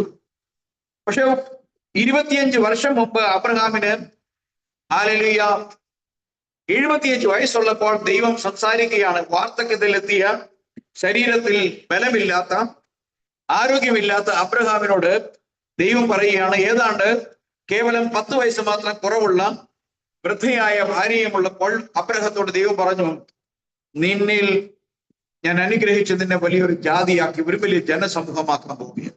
Price the Lord. നിന്നിൽ നിന്ന് രാജാക്കന്മാരും പ്രഭുക്കന്മാരും അനവധി ജാതികൾ നിന്നിൽ നിന്ന് പുറപ്പെട്ടു വരും. അപ്പം അബ്രഹാം ബൈബിൾ പറയുമ്പോൾ, വിശുദ്ധ പൗലോസ് അപ്പോസ്തലൻ റോമാലേഖനം എഴുതുമ്പോൾ പൗലോസ് പറയുകയാണ്, അബ്രഹാം വിശ്വാസത്തിൽ തെല്ലും ക്ഷീണിച്ചില്ല, അവൻ ആശയ്ക്ക് വിരോധമായി ആശയോടെ വിശ്വസിച്ച് വാഗ്ദത്തം പ്രാപിച്ചു. Price the Lord. എന്നാൽ ബൈബിളിന്റെ താളുകളിലേക്ക് നമ്മൾ ചെല്ലുമ്പോൾ വാഗ്ദത്തം ലഭിച്ച അബ്രഹാം ദൈവത്തോട് പറയുകയാണ്, ദൈവമേ, എനിക്ക് സന്തതിയില്ലല്ലോ, ഈ ദമ്മേശേക്കുകാരനായ എലിയാസറാണ് എന്റെ അവകാശി. അബ്രഹാം ക്ഷീണിച്ചായിരുന്നോ വിശ്വാസത്തിൽ? ബൈബിൾ പറയുന്ന രണ്ടിടത്തും രണ്ടഭിപ്രായം പറയാൻ പാടുണ്ടോ? ഇല്ല. എന്തുകൊണ്ട് രണ്ടായി നമുക്ക് തോന്നുന്നു? പിന്നീട് ഈ വാഗ്ദത്തം ലഭിച്ച അബ്രഹാം അബിമേലെക്കിന്റെ മുമ്പിലും ഫറവോന്റെ മുമ്പിലും കള്ളം പറയുന്നു. ഹല്ലേലൂയ. തന്റെ ഭാര്യയെ, തന്റെ സഹോദരി എന്ന് പറഞ്ഞുകൊണ്ട്, ഹല്ലേലൂയ, തന്റെ ഭാര്യയെ അവർ തട്ടിക്കൊണ്ടുപോകുമെന്ന് പറഞ്ഞ് കള്ളം പറയും. ഇങ്ങനെ പലയിടത്തും വിശ്വാസം വാഗ്ദത്തം ലഭിച്ചിട്ടും ഈ ദൂരത്തു നിന്നുള്ള ഈ വാഗ്ദത്തം ലഭിച്ചിട്ടും കൃത്യമായ ഒരു തീയതി പറയാതിരുന്നത് കൊണ്ട് അബ്രഹാം മുന്നോട്ടുള്ള യാത്രയിൽ വിശ്വാസം ക്ഷീണിച്ചു. എന്നാൽ പൗലോസ് തന്റെ ലേഖനം എഴുതുമ്പോൾ ആ പൗലോസ് നോക്കുന്നത് ഈ പഴയ നിയമത്തിലെ ആക്ഷരികമായ വാഗ്ദത്തങ്ങളിൽ അല്ലെ ആക്ഷരികമായി എഴുതപ്പെട്ട കാര്യങ്ങളിലൂടെയല്ല, ക്രിസ്തുവിന്റെ രക്തത്തിലൂടെ നോക്കുമ്പോൾ ആരടിയ പൗലോസിന് ആരിലും ഒരു കുറവും കാണാൻ കഴിയുന്നില്ല. അതുകൊണ്ട് ക്രിസ്തുവിന്റെ രക്തത്തിലൂടെ പൗലോസ് തിരിഞ്ഞു നോക്കുമ്പോൾ ഈ വിശ്വാസത്തിൽ പലപ്പോഴും ക്ഷീണിച്ചു പോയി അബ്രഹാമിനെ കാണുന്നത് ക്ഷീണമില്ലാത്ത വിശ്വാസത്തിന്റെ ഉടമയായിട്ട് പ്രസ്താവിക്കും. എന്തിനങ്ങനെ എഴുതിയെന്ന് ചോദിച്ചാൽ, ദൈവസന്നിധിയിലേക്ക് നമ്മൾ കടന്നു വരുമ്പോൾ പലപ്പോഴും നമ്മൾ മനുഷ്യരെ അവരുടെ വീതിയും നീളവും ഉയരവും നിറവും അവരുടെ പാരമ്പര്യവും നമ്മൾ എടുത്തു പറയാറുണ്ട്. നമുക്കറിയാം, അനേക ആളുകൾ വിശ്വാസത്തിലേക്ക് വന്നതിന് ശേഷം പലപ്പോഴും അവര് ആ സഭയ്ക്കകത്ത് വലിയ ആഢ്യത്വമുള്ള കുടുംബങ്ങളിൽ നിന്ന് വന്ന ആളുകൾ ഒരു ഗ്രൂപ്പായിരിക്കും. കത്തോലിക്ക സമുദായത്തിനൊക്കെ വന്ന് നല്ല നിറവും വിദ്യാഭ്യാസമുള്ള ഒരു ഗ്രൂപ്പായിരിക്കും. അവിടെ നിറം കുറവുള്ളവരും താഴ്ന്ന സമൂഹത്തിലെ താഴ്ന്ന ജാതിയായി വിഭജിക്കപ്പെടുന്ന ആളുകൾ അവരൊരു ബെൽറ്റായിരിക്കും. എന്നാൽ ഇത് ദൈവസഭയുടെ ഒരു ഉപദേശമല്ല. ക്രിസ്തുവിലാണ് നിങ്ങളെങ്കിൽ നിങ്ങൾ എല്ലാവരെയും ഒരുപോലെ കാണണം. കാരണം നിങ്ങൾ ക്രിസ്തുവിന്റെ കണ്ണ് ലഭിച്ചതുകൊണ്ട്. അതുകൊണ്ടാണ് പൗലോസ്, ഇനിമേൽ ഞാൻ ആരെയും എന്താ എണ്ണുകയില്ല, മാനുഷികമായി കാണുകയും. Price the Lord. ഒരു കാലത്ത് ഞാൻ അങ്ങനെ കണ്ടിരുന്നു, എന്നാൽ ഇനിമേൽ ഞാൻ മാനുഷികമായി കാണുകയില്ല, ഞാൻ കാണുന്നത് ക്രിസ്തുവിന്റെ കണ്ണുള്ളവനായി കാണും. ഈ കാഴ്ചപ്പാട് നമുക്ക് ലഭിക്കുമ്പോൾ പൗലോസിന് പറഞ്ഞതുപോലെ പറയാൻ കഴിയും, അബ്രഹാം വിശ്വാസത്തിൽ തെല്ലും ക്ഷീണിച്ചില്ല. നമ്മുടെ കൂട്ടു സഹോദരന്മാരെ, കൂട്ടുവേലക്കാരെ അവരുടെ വിശ്വാസം സംബന്ധിച്ച്, അവരുടെ പ്രത്യാശ സംബന്ധിച്ച്, അവരുടെ നിറം സംബന്ധിച്ച്, അവരുടെ പ്രസംഗത്തെ വിലയിരുത്തുവാൻ നമ്മൾ മുതിരുകയില്ല. കാരണം നമ്മൾ കാണുന്നത് ക്രിസ്തുവിന്റെ കണ്ണിലൂടെയാണ്. Praise the lord. ഹല്ലേലൂയ. അപ്പൊ അവിടെ പൗലോസ് പറയുകയാണ്, വാഗ്ദത്തങ്ങൾ നമ്മൾ എന്ത് ചെയ്യണം? എത്തിപ്പിടിക്കണം. അബ്രഹാം 25 വർഷങ്ങൾ പിന്നിടുമ്പോൾ 24ാമത്തെ വർഷം ദൈവം നേരിട്ട് അബ്രഹാമിന്റെ കൂടാരത്തിൽ വരികയും തന്നോട് വാഗ്ദത്തം ചെയ്ത കൃത്യസമയം അടുത്ത പ്രാവശ്യം വന്നപ്പോൾ പറഞ്ഞു, അടുത്ത ആണ്ടിൽ നിന്റെ ഭാര്യ ഒരു കുഞ്ഞിനെ അണച്ചുകൊള്ളു. Price the Lord. വാഗ്ദത്തം വളരെ സ്പെസിഫിക് ആയി ഇതേപോലെ ദൈവത്തിന്റെ വാഗ്ദത്തങ്ങൾ നമുക്കുണ്ട്. അത് എന്ന്, എപ്പോൾ, എവിടെ വെച്ച് എന്ന് നമുക്കറിയാത്തത് കൊണ്ട് നമ്മൾ എന്ത് ചെയ്യരുത്? വാഗ്ദത്തത്തിൽ ക്ഷീണിച്ചു പോകരുത്. വാഗ്ദത്തം എന്ത് ചെയ്യണം? എത്തിപ്പിടിക്കണം. Praise the lord. എങ്ങനെയാണ് വാഗ്ദത്തങ്ങൾ എത്തിപ്പിടിക്കുക? ദൈവത്തിന്റെ വാഗ്ദത്തങ്ങളെ എത്തിപ്പിടിക്കണമെങ്കിൽ ദൈവം ഒരിക്കലും വാഗ്ദത്തം ചെയ്ത ദൈവം കള്ളം പറയില്ല. സംഖ്യാവർത്തന പുസ്തകം 23-ാം അധ്യായം അതിന്റെ 19-ാമത്തെ വാക്യം നാം വായിക്കുന്നത് ഇങ്ങനെയാണ്: വ്യാജം പറയാൻ ദൈവം മനുഷ്യനല്ല. അങ്ങനെയല്ലേ? സംഖ്യ 23-19.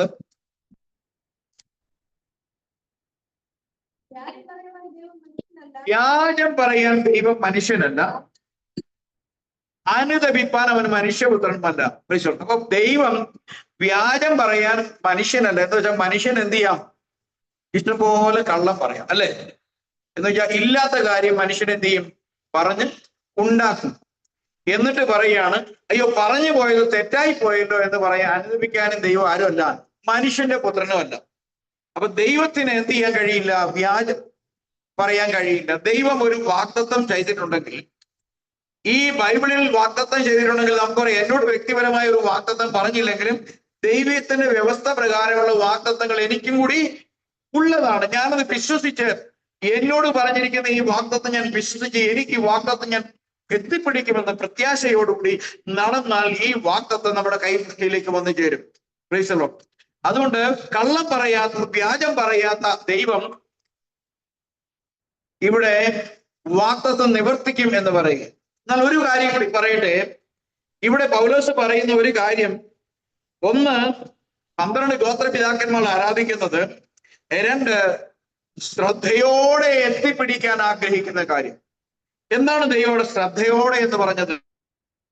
ബൈബിളിൽ പല സ്ഥലത്ത് നമ്മൾ പരിശോധിക്കുമ്പോൾ നമുക്കത് വായിക്കാം. അപ്പോസ്തലന്മാരുടെ പ്രവൃത്തികളുടെ പുസ്തകം, 1 കൊരിന്ത്യർ, 2 കൊരിന്ത്യർ അതിന്റെ 7-ാമത്തെ അധ്യായം 1-ാമത്തെ വാക്യം വായിക്കാം.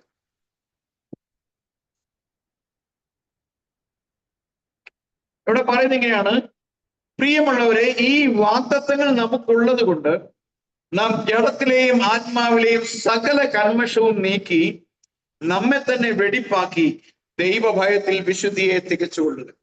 ദൈവത്തിന്റെ വാഗ്ദത്തങ്ങൾ നമുക്ക് പ്രാപിക്കണമെങ്കിൽ അപ്പോസ്തലനായ പൗലോസ് സഹോദരന്മാരെ ഓർമ്മപ്പെടുത്തുക എങ്ങനെയാണ്? നമ്മൾ എന്ത് ചെയ്യണം? ജഡത്തിലെയും ആത്മാവിലെയും സകല കന്മഷവും, സകല കറയും, സകല മാലിന്യവും, സകല അശുദ്ധിയും, സകല പാപവും നീക്കിക്കളയണം ആദ്യമായിട്ട്. എന്നിട്ട് നമ്മെ തന്നെ ദൈവസന്നിധിയിൽ വെടിപ്പാക്കി നിർത്തണം.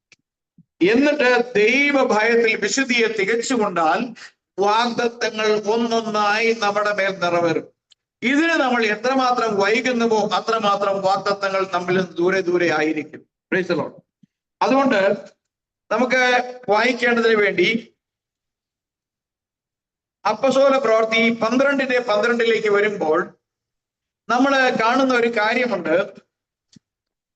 1-ാം അധ്യായം നമുക്കത് വായിക്കാം. അവിടുത്തെ വിഷയങ്ങളൊക്കെ നമുക്ക് ഒരുപാട് ദേവദാസന്മാർ പ്രസംഗിച്ചിട്ട്, ഞാൻ തന്നെയും പ്രസംഗിച്ച് നിങ്ങൾ കേട്ടിട്ടുണ്ട്. ഇവിടെ അതിന്റെ ആദ്യ ഭാഗങ്ങളിലേക്ക് ഞാൻ വായിക്കാൻ പറയുന്നില്ല. അവിടെ ചില കാര്യങ്ങളുണ്ട്. ദൈവസഭ വളർച്ച പ്രാപിച്ചു വരുന്ന ഘട്ടത്തിൽ സഭ വലിയ ഉപദ്രവത്തിലൂടെ നേരിട്ട് കടന്നു പോകുകയാണ്. യഹൂദന്മാരാണ് സഭയ്ക്ക് ഏറ്റവും വിരോധമായി നിൽക്കുന്നത്, അല്ലെ? ദൈവത്തിന്റെ ജനമായ യഹൂദന്മാർ തന്നെയാണ് അവരുടെ അഭിഷിക്തനായ, അവരുടെ മെസ്സിയായ ക്രിസ്തുവിന് വിരോധമായി നിൽക്കുന്നത്. അവനെ ക്രൂശിൽ തറഞ്ഞതും ഇപ്പോൾ ക്രിസ്ത്യാനികളായിരിക്കുന്നവർക്കെതിരെ നിൽക്കുന്നതും. അങ്ങനെ ആ സഭ വലിയ ഉപദ്രവത്തിലൂടെ കടന്നു പോകുമ്പോൾ ഈ യാക്കോബിനെ, യേശുക്രിസ്തുവിന്റെ ശിഷ്യനായ യാക്കോബിനെ വാൾ കൊണ്ട് കൊന്നത് അറിഞ്ഞ് തൊട്ടടുത്ത് ഇനി അവർ പിടിക്കാൻ പോകുന്നത് പത്രോസിനെയാണെന്ന് സഭയ്ക്ക് മനസ്സിലായി. സഭ പത്രോസിനെ പിടിച്ചു കഴിഞ്ഞപ്പോഴേക്കും പത്രോസ് ബന്ധനസ്ഥനായി കാരാഗ്രഹത്തിൽ കിടക്കുന്ന ഒരു സംഭവമാണ് നമുക്ക് വായിക്കുന്നത്. ഇവിടെ പറയുന്നത് 5-ാമത്തെ വാക്യത്തിൽ, ഇങ്ങനെ പത്രോസിനെ അവർ തടവിൽ സൂക്ഷിച്ചു വരുമ്പോൾ സഭ എന്ത് ചെയ്തു? ശ്രദ്ധയോടെ അവന് വേണ്ടി പ്രാർത്ഥിച്ചു. Price the Lord. അപ്പോ പ്രാർത്ഥിക്കുമ്പോൾ നമുക്ക് എന്ത് വേണം? ശ്രദ്ധ വേണം. ഹല്ലേലൂയ. എങ്ങനെയാണ് നമ്മൾ ആരാധനയ്ക്ക് കടന്നു വരുന്നത്? പലപ്പോഴും ആരാധനയിൽ ഉറങ്ങുന്ന പല ആളുകൾ നമുക്ക് കാണാൻ സാധിക്കും. ഞായറാഴ്ച ഒരു ആരാധനയ്ക്ക് കൂട്ടായ്മയ്ക്ക് പോവുക എന്നുള്ളതല്ലാതെ ആരാധനയിൽ ഒരു മുഴു സാന്നിധ്യമായി മാറാൻ പലർക്കും കഴിയുകയില്ല. നമ്മളൊക്കെ കത്തോലിക്ക സമുദായത്തിലായിരുന്നപ്പോൾ അവരെ സംബന്ധിച്ച് അവരുടെ ആരാധനയുടെ ഏറ്റവും സെൻട്രൽ പോയിന്റ് എന്ന ലിറ്ററേച്ചറിയുടെ മെയിൻ പോയിന്റ് എന്ന് അവർ പറയുന്നത് എന്ത് സാധനത്തെയാണ്? കുർബാനയാണ്. ആ സമയത്ത് നമ്മൾ പള്ളിയിൽ പോയിട്ട് വരുന്ന സമയത്ത് ആളുകൾ ചോദിക്കുമ്പോ എവിടെ പോയി നമ്മൾ പറയുന്നത്? എന്തിനു പോയി എന്ന് പറയുന്നത്? കുർബാന കാണാൻ പോയി, കുർബാന അർപ്പിക്കാൻ പോയി എന്ന് പറയുമോ? അർപ്പിക്കുവാണെങ്കിൽ എന്തുണ്ട്? നമുക്ക് നമ്മുടെ കൂടി ഒരു പങ്കാളിത്തമുണ്ട്. എന്നാൽ നമ്മൾ അങ്ങനെയുള്ള സമുദായങ്ങളിൽ പോയിക്കൊണ്ടിരിക്കുമ്പോൾ നമ്മൾ ചില കാഴ്ചകൾ കാണാൻ മാത്രമേ പോയിരുന്നുള്ളൂ. ഇന്നും പല ആരാധനാ സ്ഥലങ്ങളിലും ഇത്തരത്തിൽ വേർപെട്ട് ആരാധിക്കുന്നവരുടെയിലും ഭൂരിഭാഗം ആളുകളും അവരുടെ വിചാരങ്ങൾ തങ്ങൾക്ക് ഈ ആരാധനയിൽ വന്നാൽ തങ്ങളോട് ദൈവത്തിന്റെ പ്രവചനമായിട്ട് എന്തെങ്കിലുമൊക്കെ പറയും. നമ്മുടെ വ്യക്തി ജീവിതത്തെ ഇടപെടുന്ന ചില കാര്യങ്ങൾ കേൾക്കാൻ വേണ്ടിയാണ് അവിടെ പോകുന്നത്. പ്രവാചകൻ വന്നിട്ടുണ്ടെങ്കിൽ എന്തെങ്കിലും ഒരു പ്രവചനം എനിക്ക് അടുത്തത് കുറച്ചു നാളിൽ ലോട്ടറി എടുത്തിരിക്കുന്നവൻ ആ ഡേറ്റ് വരെയും കാത്തിരിക്കുന്ന പോലെ ഈ പ്രവചനങ്ങൾക്ക് വേണ്ടി കാത്തിരിക്കാമെന്നുള്ള പ്രവചനത്തിന് വേണ്ടി പോകുന്നവരുണ്ട്. ചിലർ വീട്ടിൽ നിന്ന് ഉന്തിത്തള്ളി വിട്ടു പോയിരുന്നവരുണ്ട്. ചിലർ അപ്പനും അമ്മയും വിശ്വാസികളായതുകൊണ്ട് വിശ്വാസത്തിലേക്ക് വന്നവരുണ്ട്. ജീവിതത്തിലെ സ്വന്തം താല്പര്യങ്ങളെയും കാര്യങ്ങളെ താലോലിക്കേണ്ടി വരുമ്പോൾ വിശ്വാസം വിട്ടുപോയിട്ട് വല്ലപ്പോഴും അപ്പനും അമ്മയും കാണുമ്പോൾ ആരാധനയ്ക്ക് കടന്നു വരുന്നവരുണ്ട്. ഈ ആരാധനയല്ല, ഇതിനെ നമ്മൾ തെരുവോരങ്ങളിൽ വെക്കപ്പെട്ടിരിക്കുന്ന ബിംബങ്ങളുടെ മുമ്പിൽ 10ന്റെയും 50ന്റെയും 1 രൂപയുടെയും നാണയങ്ങൾ വലിച്ചെറിയുന്ന ആരാധനയെ എന്തെങ്കിലുമൊക്കെ ദൈവത്തിലേക്ക് വലിച്ചെറിയുന്നതാണ്.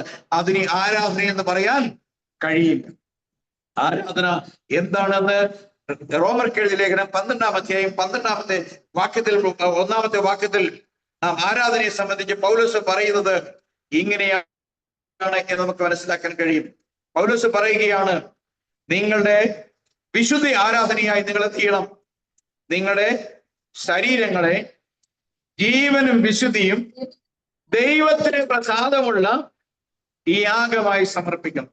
അപ്പൊ നമുക്ക് ദൈവത്തെ ആരാധിക്കണമെങ്കിൽ നമ്മുടെ ശരീരങ്ങളെ ജീവനും വിശുദ്ധിയുമുള്ള യാഗമായി ആത്മാവിലെയും മനസ്സിലെയും സകല കന്മഷവും നീക്കി വെടിപ്പാക്കി ദൈവത്തിന് പ്രസാദമുള്ള ഒരു ആത്മീയ യാഗമായി നമ്മെ സമർപ്പിക്കുന്നത്. ഇതാണ് ശ്രദ്ധയോടെയുള്ള ആരാധന. Price the Lord. നമുക്കറിയാം, പഴയ നിയമത്തിൽ ആരാധന സംബന്ധിച്ച് വലിയ വിഷയങ്ങൾ നേരിട്ട വ്യക്തിത്വങ്ങൾ ദാനിയേലിന്റെ പുസ്തകത്തിൽ നമുക്ക് കാണാൻ കഴിയും. അവിടെ നമുക്ക് കാണാൻ കഴിയും എബ്രായ ബാലന്മാരായ ശദ്രക്കും മേശയ്ക്കും അബേദ്നെഗോവും ആരാധന വിഷയത്തിൽ തങ്ങളുടെ ജീവനെ കളയുവാൻ ആഗ്രഹിച്ചു, അല്ലേ? അവർ പറയുകയാണ്, ഞങ്ങളുടെ ദൈവം ഞങ്ങളെ വിടുവിച്ചാലും ഇല്ലെങ്കിലും നീ ഉണ്ടാക്കിയ, ആരെയാ വിളിക്കുന്നത്? തിരുമനസേ എന്ന് വിളിച്ച് ജനങ്ങൾ ഭയപ്പെട്ട് ആരാധനാപൂർവ്വം നോക്കുന്ന രാജാവിനെ കുറിച്ച് പറയുകയാണ്, രാജാവേ നെബൂഖദ്നേസറേ, നീ ഉണ്ടാക്കിയ ഈ വിഗ്രഹത്തെ ഞങ്ങൾ എന്തിയില്ല, നമസ്കരിക്കയില്ല. ഞങ്ങളുടെ ദൈവം ഞങ്ങളെ വിടുവിച്ചാലും ഇല്ലെങ്കിലും നീ ഉണ്ടാക്കി തീക്കകത്തിട്ട് കത്തിച്ചു കളഞ്ഞാലും ഞങ്ങൾ ജീവനുള്ള ദൈവത്തെ മാത്രമേ ആരാധിക്കുകയുള്ളൂ. Praise the lord. ദാനിയേൽ തന്നെ പറഞ്ഞു, അല്ലേ? ദാനിയേൽ അതിനുവേണ്ടി അതിന് പ്രതികാരമായി ദാനിയേലിന്റെ രാജാവിന്റെ അനിഷ്ടത്തോടു കൂടി തന്നെയാണെങ്കിലും സിംഹങ്ങളുടെ കുഴിയിലേക്ക് ഇട്ട് കളയേണ്ടി വന്നു. ഇങ്ങനെ ആരാധന സംബന്ധിച്ച് ഏലിയാവ് നേരിട്ടു ആഹാബിന്റെ മുമ്പിലും യെസബേലിന്റെ മുമ്പിലും ആരാധന വിഷയം സംബന്ധിച്ച് വലിയ പോരാട്ടങ്ങൾ നേരിടേണ്ടി വന്നു. നമുക്ക് ഇതിങ്ങോട്ട് കടന്നു വരുന്ന ഇസ്രായേലിന്റെ വഴികളിലെല്ലാം നമുക്കിത് കാണാൻ കഴിയും. ആരാധന വിഷയം സംബന്ധിച്ച് പ്രശ്നമുണ്ടായപ്പോഴൊക്കെ ശ്രദ്ധയോടെ ദൈവത്തെ ആരാധിച്ചു പോന്നിരുന്ന അനേക ദൈവപുരുഷന്മാരെ വിശുദ്ധ വേദപുസ്തകത്തിന്റെ താളുകളിൽ നമുക്ക് കാണുവാൻ കഴിയും. Price the lord. അപ്പോൾ ഇവിടെ പൗലോസ് പറയുന്ന ഒരു കാര്യം എങ്ങനെയാണ്? രാപ്പകൽ ശ്രദ്ധയോടെ ആരാധിച്ചു വന്നിരിക്കുന്ന നമ്മുടെ ആരാധന രീതികൾ നമ്മൾ ഇന്നു മുതൽ മാറ്റിപ്പിടിച്ചാൽ വാഗ്ദത്തങ്ങൾ നമുക്ക് എന്ത് ചെയ്യാൻ കഴിയും? വാഗ്ദത്തങ്ങൾ എത്തിപ്പിടിക്കുവാൻ കഴിയും. വാഗ്ദത്തങ്ങൾ കയ്യിൽ എത്തിച്ചു തരാൻ കഴിയുന്ന ഒരു ദൈവമുണ്ട്. വാഗ്ദത്തത്തിന് പ്രകാരമുള്ള വ്യവസ്ഥകൾ നാം പാലിച്ചു ചെല്ലുകയാണ് എങ്കിൽ എന്ന് വിശുദ്ധ വേദപുസ്തകം നമ്മെ ഓർമ്മപ്പെടുത്തുകയാണ്. Price the lord. ഹല്ലേലൂയ. എന്നിട്ട് ഇവിടെ പറയുകയാണ്, അപ്പോ നമ്മൾ വായിച്ച പ്രവൃത്തികളുടെ പുസ്തകം 12-ാം അധ്യായത്തിൽ പൗലോസ് ബന്ധനസ്ഥനായി എന്ത് ചെയ്യാണ്? കാരാഗ്രഹത്തിൽ കിടക്കുകയാണ്. Price the Lord. നമുക്കൊന്ന് വായിക്കാം 5 മുതലുള്ള വാക്യങ്ങൾ. ഇങ്ങനെ പത്രോസിനെ തടവിൽ സൂക്ഷിച്ചു വരുമ്പോൾ ശ്രദ്ധയോടെ അവന് വേണ്ടി ദൈവത്തോട് പ്രാർത്ഥന കഴിച്ചു പോകുന്നു. സഭയ്ക്ക് എന്തുണ്ട്? പ്രാർത്ഥനയിൽ ശ്രദ്ധയുണ്ട്. കാരണം അവർക്കൊരു ലക്ഷ്യമുണ്ട്, അവർക്കൊരു ആവശ്യമുണ്ട്. എന്താണ് അവരുടെ ആവശ്യം? പത്രോസിന്റെ വിടുതൽ എന്നുള്ള കാര്യം അവർക്ക് ആവശ്യമാണ്. അതുകൊണ്ട് സഭ കൂടിയിരുന്ന ശ്രദ്ധയോടെ ആരാധിക്കുക. ദൈവസന്നിധിയിൽ അലംഭാവത്തോടുകൂടി അലക്ഷ്യമായിട്ടല്ല അവർ ആരാധിക്കുന്നത്, പ്രാർത്ഥിക്കുന്നത്. മറിച്ച് അവരുടെ മുമ്പിൽ ഒരു ലക്ഷ്യമുണ്ട്. തങ്ങളുടെ വേലക്കാരനായ, തങ്ങളെ ദൈവസഭയുടെ പ്രധാന ശുശ്രൂഷകനായ, ദൈവം വിളിച്ചു വേർതിരിച്ച അപ്പോസ്തലനായ പൗലോസിനെ, പത്രോസിനെ വിടുവിക്കപ്പെടണം എന്നുള്ള ശ്രദ്ധയോടുകൂടിയുള്ള പ്രാർത്ഥന നടക്കുകയാണ്. ഒരു സ്ഥലത്ത്. മറു സ്ഥലത്ത് വായിക്കും തുറന്ന്. ഹെരോദാവ് അവനെ ജനത്തിന്റെ മുമ്പിൽ നിർത്തുവാൻ ഭാവിച്ചതിന്റെ തലേ രാത്രി പത്രോസ് രണ്ട് ചങ്ങലയാൽ ബന്ധിക്കപ്പെട്ടവനായി രണ്ട് പടയാളികളുടെ നടുവിൽ എത്ര പടയാളികൾ? രണ്ട് പടയാളികളുടെ നടുവിൽ ഉറങ്ങിയ. ഹല്ലേലൂയ. ഇവിടെ കിടക്കുന്ന ആരാണ്? ഒരു കൊടും ഭീകരൻ അല്ലെ? ഒരു കൊടും ഭീകരനല്ലേ? കാരണം അടച്ചുറപ്പുള്ള കാരാഗ്രഹത്തിൽ ചെങ്ങലയാൽ ബന്ധിക്കപ്പെട്ട് പിന്നെയും രണ്ടുപേർ അവിടെ കാവൽ നിൽക്കുക. ഇവരുമായിട്ട് കുസ്തി കഴിച്ച് ചെങ്ങലയെ പൊട്ടിച്ച് പോകാനുള്ള ശേഷി വല്ലോ ഈ മനുഷ്യനുണ്ടോ? ഇതൊന്നുമില്ല ഈ മനുഷ്യൻ അവിടെ. എന്ന് മാത്രമല്ല, ഇദ്ദേഹത്തിന് യാതൊരുവിധ കൂസലും ഇല്ല. നാളെ എന്നെ തല അറക്കും. കാരണം തലേ ദിവസം യാക്കോബിനെ, ചില ദിവസങ്ങൾക്ക് മുമ്പ് യാക്കോബിനെ വെട്ടിക്കൊന്നിട്ടുണ്ട്. എന്നെ പിടിച്ചു വെച്ചിരിക്കുന്നത് പിറ്റേ ദിവസം എല്ലാവരുടെ ഇടയ്ക്ക് കൊണ്ട് ഉയർത്തി ഇനി പത്രോസ് പറയുന്നതാണ് നമ്മൾ കേൾക്കേണ്ടതെന്ന് പറയാൻ വേണ്ടിയല്ല എന്നുള്ള കാര്യം പത്രോസിന് അറിയാം. ജീവൻ പോയി അപകടത്തിലാണെന്ന് അറിയാവുന്ന പത്രോസിന് അതിനെ സംബന്ധിച്ച് എന്തെങ്കിലും വിചാരമുണ്ടോ? നമ്മുടെ ജീവിതത്തിൽ ഒരു സങ്കീർണ പ്രശ്നത്തെ നാം അഭിമുഖീകരിക്കുകയാണെങ്കിൽ കുറയാൻ കഴിയും. പത്രോസിന് ഇവിടെ യാതൊരു കൂസലും ഇല്ല. മരിച്ചാലും ജീവിച്ചാലും തനിക്കൊരു കൂസലും ഇല്ല. അപ്പോൾ പടയാളികൾ രണ്ടുപേർ ഉറ്റുനോക്കി കാവൽ, ആയുധധാരികളായ പടയാളികൾ രണ്ടുപേർ ഉറ്റുനോക്കി കാവലിരിക്കുമ്പോൾ ചെങ്ങലകളാൽ ക്രോസ് ചെയ്ത് ബന്ധിക്കപ്പെട്ട് അലളിയ ഇരിക്കുന്ന സമയത്ത് സഭ വേറൊരു ഭാഗത്ത് ശ്രദ്ധയോടെ പ്രാർത്ഥിക്കുക. വായിച്ചു. പടയാളികളുടെ നടുവിൽ ഉറങ്ങുകയായിരുന്നു. മുമ്പിൽ കാവൽക്കാർ കാത്തുകൊണ്ടിരുന്നു. അപ്പൊ ഇത് കൂടാതെ വെളിയിലുമുണ്ട് എന്ത്? കാവൽക്കാർ. പിന്നെ പെട്ടെന്ന് കർത്താവിന്റെ ദൂതൻ അവന് പ്രത്യക്ഷമായി. വാഗ്ദത്തം നിവർത്തിക്കുന്ന ഒരു ദൈവമുണ്ട്. നിന്നെ ഞാൻ അനാഥനായി വിടുകയില്ല എന്ന് അരുളിച്ചത് കർത്താവുണ്ട്. ഞാൻ നിന്നെ ശത്രുവിന്റെ കരങ്ങളിൽ ഏൽപ്പിക്കയില്ല എന്ന് പറഞ്ഞൊരു കർത്താവുണ്ട്. ഞാൻ നിനക്ക് ദോഷം വരുക അനുവദിക്കുകയില്ല എന്ന് പറഞ്ഞ കർത്താവുണ്ട്. സഭയുടെ പ്രാർത്ഥന, ശ്രദ്ധയോടെയുള്ള പ്രാർത്ഥന കേട്ടു. ഇനി 25 വർഷങ്ങൾക്ക് ശേഷമല്ല വിടുതൽ. പല പ്രശ്നങ്ങളുടെ ആ പോയിന്റിന്റെ സമയത്താണ് ദൈവം കഴിഞ്ഞ ആഴ്ച പറഞ്ഞതുപോലെ എവിടെയാണ് ദൈവം പ്രവർത്തിക്കുന്നത്? അറ്റ് ദ പോയിന്റ് ഓഫ് ടൈമില. ഇവിടെ പിറ്റേ ദിവസം വിചാരണ നടക്കും. വിചാരണയൊന്നുമില്ല. പിടിച്ചു കൊല്ലുക എന്നല്ലാതെ, കൊണ്ടു നിർത്തി കൊല്ലുക എന്നല്ലാതെ പിന്നെ മറ്റു കാര്യങ്ങളൊന്നുമില്ല. അതുകൊണ്ട് ഇനിയുള്ള സമയങ്ങൾ നിർണായകമാണ്. അതുകൊണ്ട് കർത്താവ് കൃത്യസമയത്ത് തന്റെ ദൂതനെ അയച്ചു. Price the Lord. അയച്ചു. ഒരു വെളിച്ചം പ്രകാശിച്ചു. സ്വർഗത്തിൽ നിന്നൊരു ദൂതൻ ഇറങ്ങി വന്നു. ആറയിൽ ഒരു വെളിച്ചം പ്രകാശിച്ചു. അവൻ പത്രോസിന്റെ വിലാപ്പുറത്ത് തട്ടി വേഗം എഴുന്നേൽക്ക എന്ന് പറഞ്ഞു. അവനെ ഉണർത്തി. ഉടനെ അവന്റെ ചെങ്കല തട്ടലിന്റെ ശക്തിക്ക് എന്ത് കഴിയും? ചെങ്ങല പൊളിക്കാൻ കഴിയും. ബന്ധിച്ചിരിക്കുന്ന ചെങ്ങലകളെ തകർക്കുവാൻ സ്വർഗത്തിലെ ദൈവത്തിന്റെ കരത്തിന്റെ ശക്തിക്ക് കഴിയും. കാരണം ഇവിടെ കാവൽ നിൽക്കുന്നവരും അകത്ത് നിൽക്കുന്നവരും അറിയുന്നില്ല. ഹല്ലേലൂയ. ഒരു വലിയ വെളിച്ചം അറയ്ക്കുള്ളിൽ പ്രകാശിച്ചു. സ്വർഗത്തിലെ ദൈവത്തിന്റെ ദൂതൻ ഇറങ്ങി വന്ന് അവന്റെ പാർശ്വത്തിൽ തട്ടിയപ്പോൾ തന്നെ ചെങ്ങലകൾ അഴിഞ്ഞു വീണു. വായിച്ചു. ദൂതനവരോട് ചേരിപ്പെട്ട് പുറക്ക്. എന്തിനു വേണ്ടിയാ? പുറപ്പെടാൻ പോവുക. Price the Lord. അവൻ അങ്ങനെ ചെയ്തു. നിന്റെ വസ്ത്രം പുതച്ച് എന്റെ പിന്നാലെ വരിക എന്ന് പറഞ്ഞു. അവൻ പിന്നാലെ ചെന്നു. ദൂതൻ മുഖാന്തരം സംഭവിച്ചത് വാസ്തവം. ഈ എന്താ പറയാ, പന്തം കണ്ട പെരിച്ചാഴി എന്നൊക്കെ അവള് പറയല്ലേ, ഒന്നും മനസ്സിലാകുന്നില്ല. കണ്ണു തുറന്നായിരിക്കുന്നത്. പക്ഷേ ആരുടെയൊക്കെയോ എന്തൊക്കെയോ പ്രലോഭനങ്ങളുടെ അല്ലെങ്കിൽ പ്രചോദനത്തിന്റെ ഭാഗമായിട്ട് എങ്ങനെയൊക്കെ എവിടുന്നൊക്കെ എങ്ങോട്ടോ പോകുന്നുണ്ടെന്നുള്ള വിചാരമല്ലാതെ സത്യം എന്താണ് സംഭവിച്ചതെന്നുള്ള കാര്യം പൗലും പത്രോസിന് ഇപ്പോൾ എന്ത് ചെയ്തിട്ടില്ല, മനസ്സിലായിട്ടില്ല. ചില കാര്യങ്ങൾ പറഞ്ഞു, അത് ഒരു അബോധാവസ്ഥയിൽ എന്ന പോലെ തന്റെ ശരീരം ഇങ്ങനെയൊക്കെ പ്രവർത്തിച്ചു, എന്നാൽ തന്റെ സുബോധത്തിൽ എന്താണ് നടക്കുന്നതെന്ന് അവന് മനസ്സിലായില്ല. താനൊരു ദർശനം കാണുന്നു. ഈ കാണുന്നത് എന്താണ്?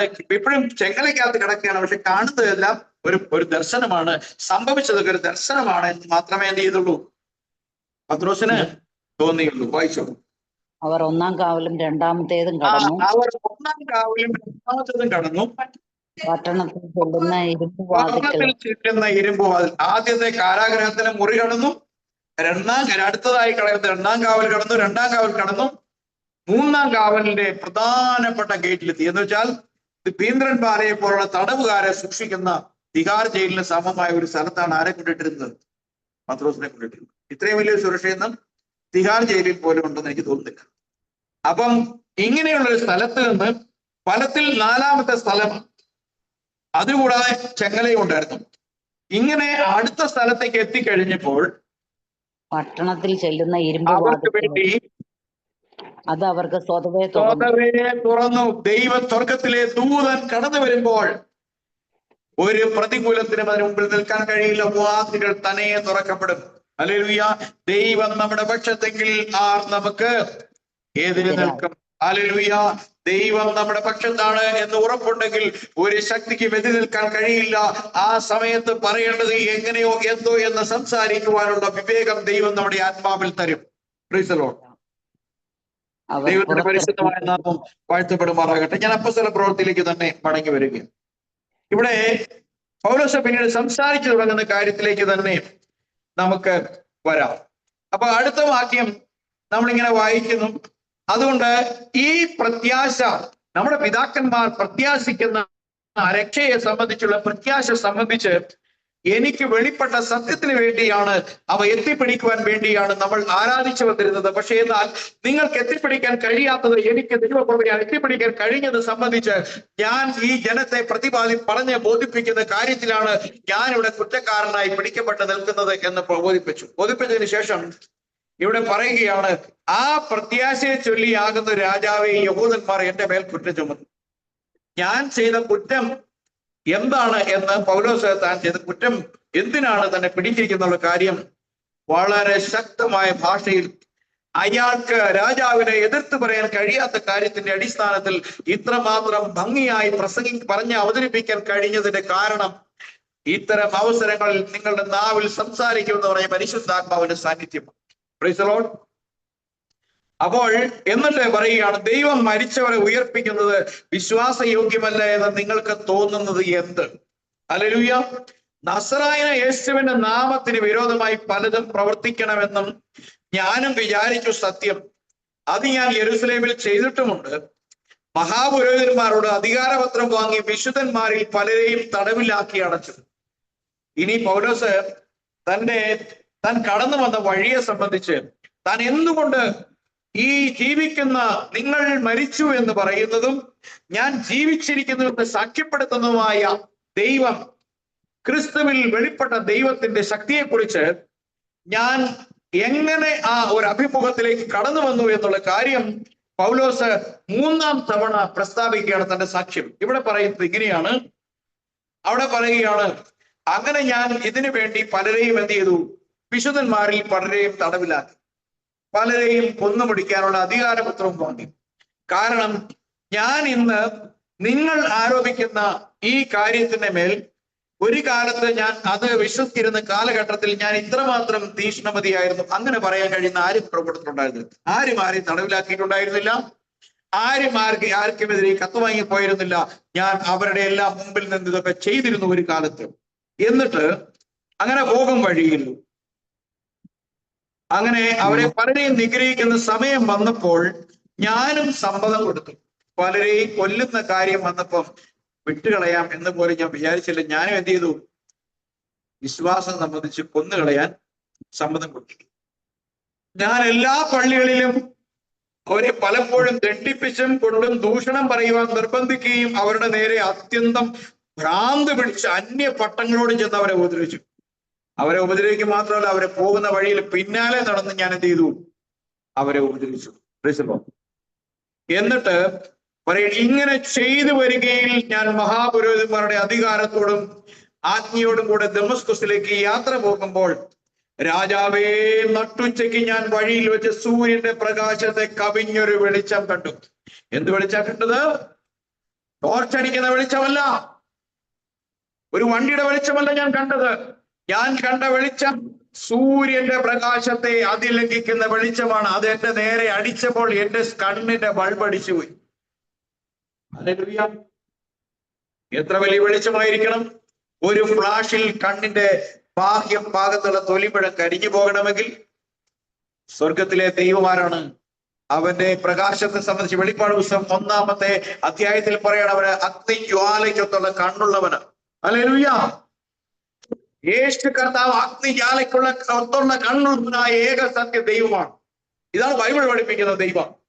ആ ദൈവത്തിന്റെ അടുക്കുന്ന ഒരു പ്രകാശം വന്നിട്ട് പണ്ഡിതനായ പൗലോസ് പറയുകയാണ്, ഞാൻ നേരിട്ട വെളിച്ചം സൂര്യനെ വെല്ലുന്ന വെളിച്ചം.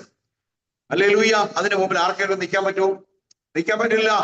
അങ്ങനെ ഞാനിവിടെ നിൽക്കുമ്പോൾ ഞാൻ എന്തെങ്കിലും അഭിപ്രായം എനിക്ക് ആരെങ്കിലും ബോധിപ്പിച്ചതിന്റെ അടിസ്ഥാനത്തിലല്ല ഞാനിത് വിചാരണ ചെയ്യപ്പെടുന്നത്. ഞാൻ നേരിട്ട് അനുഭവിച്ച് കണ്ടറിഞ്ഞ സത്യത്തിന്റെ സാക്ഷിയാണ് എന്ന് പറയാൻ പൗലോസിനെ നൽകിയ സാക്ഷ്യം ഇതായിരുന്നു. ഹല്ലേലൂയ! ആരെങ്കിലും കണ്ടതും കേട്ടതും വെച്ചിട്ടല്ല പൗലോസ് എന്ത് ചെയ്തത്? യേശുവിനെ വിശ്വസിച്ചതും പ്രസംഗിച്ചതും. എന്നിട്ട് പൗലോസ് പറയുകയാണ്, സാക്ഷ്യം പറയുകയാണ്. എന്താണ് പറയുന്നത്? സൂര്യനെ വെല്ലുന്ന ഒരു വെളിച്ചം ഞാൻ കണ്ടു. ആകാശത്തിൽ നിന്ന് എന്നെയും എന്നോട് കൂടി യാത്ര ചെയ്യുന്നവരെ ചുറ്റി പ്രകാശിക്കുന്നത് കണ്ടു. ഞങ്ങൾ എല്ലാവരും നിലത്ത് വീണപ്പോൾ, ശൗലേ ശൗലേ, നീ എന്നെ ഉപദ്രവിക്കുന്നത് എന്ത്?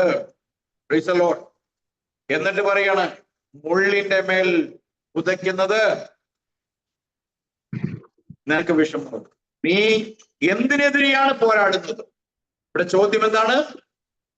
ഇതേ ചോദ്യം നമ്മൾ തിരിച്ചു ചിന്തിച്ചേ. ഏക ദൈവ വിശ്വാസികളോട് ബഹുദൈവ വിശ്വാസികളായ ക്രിസ്ത്യാനികൾ പെരുമാറുമ്പോൾ അവർ ഉദയ്ക്കുന്നത് എന്തിനു നേരെയാണ്? മുള്ളിന്റെ നേരെയാണ്, അല്ലേ? ആണ്. അവൻ സത്യേക ദൈവത്തെ അറിയാഞ്ഞത് കൊണ്ട്, സത്യദൈവത്തിന്റെ വെളിപാടില്ലാതെ കടന്നു പോയപ്പോൾ അവനെ ദൈവം വെളിപ്പെട്ടിട്ട് പറയുകയാണ്, നീ യേശു ക്രിസ്തുവിന്റെ നാമത്തിനെതിരെയും യേശുവിനെതിരെയും പ്രസംഗിക്കുകയും പഠിപ്പിക്കുകയും ചെയ്യുന്ന ഈ എളിയ ദാസന്മാരിൽ ഞാൻ വസിക്കുന്നു. അതുകൊണ്ട് അവരല്ല, അവരിൽ ഞാനാണ് വസിക്കുന്നത്. എനിക്കെതിരെ നീ പോരാടുന്നതൊക്കെ നിനക്ക് മുള്ളിന്മേൽ ഉതയ്ക്കുന്നവർ. അവിടെ ഒരു സ്ഥലത്ത് പറയുന്നത്, ഇരുമ്പാണിമേൽ ഉതയ്ക്കുന്നത് നിനക്ക് നല്ലതല്ല. നല്ല മൂർച്ചയുള്ള 2 ഇഞ്ചിന്റെ ആണി കുറെ എണ്ണം ഒരു പലകയിൽ അടിച്ചു വെച്ചിട്ട് വെറുംകാലം കൊണ്ട് അതിന്റെ തുടച്ചുകൾ തൊഴിച്ചാൽ നല്ലതാണോ? അല്ല, അത്രമാത്രം പ്രശ്നമാണ് എന്ന് പറഞ്ഞു. എന്നിട്ട് പറയുകയാണ്, എന്നിട്ട് ശൗലേ ശൗലേ, നീ എന്നെ ഉപദ്രവിക്കുന്നത് എന്ത്? മുള്ളിന്റെ നേരെ ഉദയ്ക്കുന്നത് നിനക്ക് വിഷമമാകുന്നു എന്ന് ഈ എബ്രായ ഭാഷയിൽ പറയുന്ന ഒരു ശബ്ദം കേട്ടു. Price the Lord. ഒരേ ഒരു സ്ഥലത്ത് പൗലോസ് 3 സ്ഥലത്ത് സാക്ഷ്യം പറയുമ്പോൾ ഒരു സ്ഥലത്ത് മാത്രം പറയുകയാണ്, സംസാരിച്ച ശബ്ദം ഏത് ഭാഷയായിരുന്നു? തന്റെ ഭാഷയായ, തന്റെ മാതൃഭാഷയായ, ദൈവം ഇടപെട്ട് സംസാരിക്കുന്ന ഭാഷയായ എബ്രായ ഭാഷയിൽ സംസാരിക്കുന്ന ഒരു ശബ്ദം കേട്ടു. ഇനി എബ്രായ ഭാഷയിൽ സംസാരിക്കുന്ന ശബ്ദം കേട്ടപ്പോൾ പൗലോസ് പറയുന്നത് എന്താണ്? നീ ആരാകുന്നു കർത്താവേ എന്ന് ചോദിച്ചു. ഹല്ലേലൂയ! പൗലോസിനെ സംബന്ധിച്ചിടത്തോളം മോശ തുടങ്ങിയുള്ള പിതാക്കന്മാരും മരുഭൂമിയിൽ അഗ്നിസ്തംഭത്തിലും മേഘസ്തംഭത്തിലും നടത്തിയിരുന്ന ദൈവത്തെ പൗലോസ് ആരെന്ന് വിളിക്കും? മലയാളത്തിൽ കർത്താവ് എന്ന് വിളിക്കുമോ? ഇവിടെ ഭാഷ നമ്മൾ വായിക്കുമ്പോ പൗലോസ് പറയുകയാണ് എബ്രായ ഭാഷയിലാണ് തന്നോട് സംസാരിച്ചത്. പൗലോസ് തിരിച്ചു സംസാരിക്കുന്ന ഭാഷ ഏതായിരിക്കും? എബ്രായ ഭാഷയായിരിക്കും. എബ്രായ ഭാഷയിൽ യഹോവയുടെ നാമം അവർ അതിരങ്ങളിൽ എടുക്കാത്തപ്പോൾ ഏകദൈവത്തെ യഹൂദന്മാർ വിളിച്ചിരുന്ന ഒരു നാമമുണ്ട്, അഡോണായി എന്ന നാമം. അപ്പോൾ പൗലോസ് ചോദിച്ചിട്ടുണ്ടാവും, അഡോണായി അങ്ങ് ആരാണ് എന്ന് ചോദിക്കും, അല്ലെ? അപ്പോൾ അഡോണായി എന്താ മറുപടി പറയുന്നത്? നീ ഉപദ്രവിക്കുന്ന യേശുവാണ് ഞാൻ. ഇനി ആരുടെയെങ്കിലും സാക്ഷ്യമാണോ പൗലോസിന്? ഇനി ആരെങ്കിലും എന്തെങ്കിലും കെട്ടുകഥ പറഞ്ഞാൽ പൗലോസ് വിശ്വസിക്കുമോ? ഇല്ല. കാരണം അഡോണായി എന്ന് വിളിക്കുന്ന, ഇവിടെ വിചാരണയ്ക്ക് തന്നെ നിർത്തിയിരിക്കുന്ന ഈ രാജാവും ഈ ഗവർണർ അടക്കം ഇവിടെ എനിക്കെതിരെ നിൽക്കുന്നവരും എന്നെ ഇവിടെ തടവിലാക്കി കൊണ്ടുവന്നിരിക്കുന്ന യഹൂദന്മാരും വിശ്വസിക്കുകയും സേവിക്കുകയും ചെയ്യുന്ന അഡോണായി എന്നോട് പറയുകയാണ്, ആ അഡോണായി എന്ന് വെച്ചാൽ അത് ഞാനാണ്. ഹല്ലേലൂയ. അത് യേശുവാണ് എന്ന് യേശു പറഞ്ഞു കഴിഞ്ഞപ്പോൾ പിന്നെ പൗലോസിന് ഹല്ലേലൂയ ഇത് കണ്ടില്ല, കേട്ടില്ല, അറിഞ്ഞില്ല എന്ന് വിചാരിച്ച് കള്ളത്തിനെ കാണിക്കാൻ കഴിയില്ല. ഇവിടെ യേശു ക്രിസ്തുവിന്റെ നാമം ശരിയെന്ന് പറയുകയും പിന്നെ ത്രിയേകദൈവം കർണാടക ചെല്ലുമ്പോൾ അവിടെയും ചെന്ന് അവരും അതും ശരിയാണെന്ന് പറയുകയോ മിണ്ടാതിരിക്കുകയോ ചെയ്യുന്ന അനേകരെ പോലെയല്ല, സത്യത്തിന് സാക്ഷിയായിരുന്നു ആര്? പൗലോസ്. Praise the lord. അതുകൊണ്ട് പൗലോസ് പറയുകയാണ്, എന്ന് ചോദിച്ചപ്പോൾ നീ ഉപദ്രവിക്കുന്ന യേശുവാകുന്നു ഞാൻ. ഈ അഗ്നിസ്തംഭം, ഈ സംസാരിക്കുന്ന അഗ്നിസ്തംഭം മറ്റാരുമല്ല, അത് യഹോവയാണെന്ന് അറിയാവുന്ന പൗലോസ് ഒറ്റ ക്ഷണനേരത്തിൽ പൗലോസ് തകർന്ന് തരിപ്പണമായി. 10-25 വർഷം ഗമാലിയലിന്റെ പാദപീഠത്തിൽ നിന്ന് എടുത്ത PhD-യും DD-യും LLD-യും ഡോക്ടർ ഓഫ് ഡിവിനിറ്റിയും BTH-ഉം MTH-ഉം എല്ലാം പൗലോസിന്റെ മുന്നിൽ ഒന്നുമല്ലാതെ ചവറായി മാറി. യേശു ക്രിസ്തുവിനെ കുറിച്ചുള്ള പരിജ്ഞാന നിമിത്തം അവയെല്ലാം ക്ഷണനേരം കൊണ്ട് തള്ളിക്കളഞ്ഞു. തനിക്ക് ലഭിച്ചിരുന്നതും താൻ ആചരിച്ചു വന്നിരുന്നതും തനിക്ക് അവരുടെ ഇടയിൽ ലഭിച്ചു വന്നിരുന്നതുമായ പ്രാമാണിത്വം സംബന്ധിച്ചും പൗരത്വം സംബന്ധിച്ചുമുള്ള എല്ലാ കാര്യങ്ങളും തിരസ്കരിച്ചു കളയുവാൻ ഒരു മടിയും ഇല്ലാത്തവരായി മാറി. Price the Lord. അങ്ങനെ മാറ്റപ്പെട്ടപ്പോൾ പൗലോസ് പറയുകയാണ്, നീ എന്നെ കാണേണ്ടതിനും എന്ന് പറ കർത്താവെ, നീ ഉപദ്രവിക്കുന്ന യേശു തന്നെ ഞാൻ എങ്കിലും എഴുന്നേറ്റ് നിവർന്നു നിൽക്കാം. നീ എന്നെ കണ്ടതിനും ഇനി ഞാൻ നിനക്ക് പ്രത്യക്ഷനാകാൻ ഇരിക്കേണ്ടതിനും. ഇതിനു മുമ്പ് പൗലോസ് യഹോവയെ കണ്ടിരുന്നില്ല. ഉണ്ടോ? ഇല്ല. കണ്ടു, നേരിട്ട് കണ്ടു. അല്ല, തേജസ്സിൽ അവനെ കണ്ടു കഴിഞ്ഞപ്പോൾ തേജസ്സിൽ എന്ന ശബ്ദം പറയുകയാണ്. എന്താണ് പറയുന്നത്? കർത്താവ് പറയുന്നത്, നീ എന്നെ കണ്ടതിനും ഇനി ഞാൻ നിനക്ക് പ്രത്യക്ഷനാവാനിരിക്കുന്നതിനും നിന്നെ ശുശ്രൂഷകനും സാക്ഷിയുമായി നിയമിപ്പാൻ ഞാൻ നിനക്ക് പ്രത്യക്ഷനായി. Praise the lord. Hallelujah. Glory, glory to lord Jesus. ജനത്തിന്റെയും ജാതികളുടെയും കയ്യിൽ നിന്ന് ഞാൻ നിന്നെ രക്ഷിക്കും. ഈ വാഗ്ദത്തം വിട്ടപ്പോൾ എന്തിന് പേടിക്കണം രാജാക്കന്മാരെ? വാഗ്ദത്തം ചെയ്ത കർത്താവ് അഗ്നിമേഘസ്തംഭത്തിൽ നിന്നോട് പറയുകയാണ്, ഇങ്ങനെയുള്ള കാര്യങ്ങൾ വരുമ്പോൾ ജനത്തിന്റെയും ജാതികളുടെ നിന്ന് ഞാൻ നിന്നെ രക്ഷിക്കും. നിന്നെ ഞാൻ ഏൽപ്പിച്ചിരിക്കുന്ന വേല തികയ്ക്കാതെ ഒരുത്തന് നിന്റെ മേൽ കൈവയ്ക്കാൻ ഞാൻ എന്ത് ചെയ്യില്ല? അനുവദിക്കുകയില്ല. ഹല്ലേലൂയ. എന്നിട്ട് പറയുകയാണ്, അവർക്ക് പാപമോചനവും എന്നിലുള്ള വിശ്വാസത്തിൽ ശുദ്ധീകരിക്കപ്പെട്ടവരുടെ ഇടയിൽ അവകാശവും ലഭിക്കേണ്ടതിന് അവരുടെ കണ്ണ് തുറപ്പാനും അവരെ ഇരുട്ടിൽ നിന്ന് വെളിച്ചത്തിലേക്കും സാത്താന്റെ അധികാരത്തിൽ നിന്ന് ദൈവത്തിലേക്കും തിരിപ്പാനും ഞാൻ ഇപ്പോൾ നിന്നെ അവരുടെ അടുക്കൽ അയക്കുന്നു എന്ന് കൽപ്പിച്ചു. അപ്പൊ ഇപ്പൊ വന്നിരിക്കുന്നതും പോയതും പ്രവർത്തിച്ചതൊക്കെ സ്വന്തം ഇഷ്ടത്താലല്ല, അയച്ചിട്ട് വന്നതാണ്. ആരയച്ചിട്ട്? താൻ ഒരു കാലത്ത് സേവിച്ചു വന്നിരുന്നതും അജ്ഞതയാൽ തനിക്ക് അറിയാതിരുന്നതും എന്നാൽ ജഡത്തിൽ വെളിപ്പെട്ടവരുമായ ഏക സത്യ ദൈവം തന്നെ താൻ മുമ്പ് സേവിച്ചിരുന്നവരുടെ ഇടയിൽ ഈ സത്യത്തിന് സാക്ഷ്യം വഹിക്കുവാൻ ഞാൻ നിന്നെ തെരഞ്ഞെടുത്ത് അയച്ചിരിക്കുന്നു എന്ന് അപ്പോസ്തലനായ പൗലോസിന് ദൈവത്തിന്റെ അരുളപ്പാട് ലഭിച്ചു. അങ്ങനെ പറഞ്ഞതിന് ശേഷം ഇവിടെ പൗലോസ് അഗ്രിപ്പ രാജാവേ എന്ന് വിളിച്ചിട്ട് പറയുന്ന ഒരു കാര്യം എന്താണ്?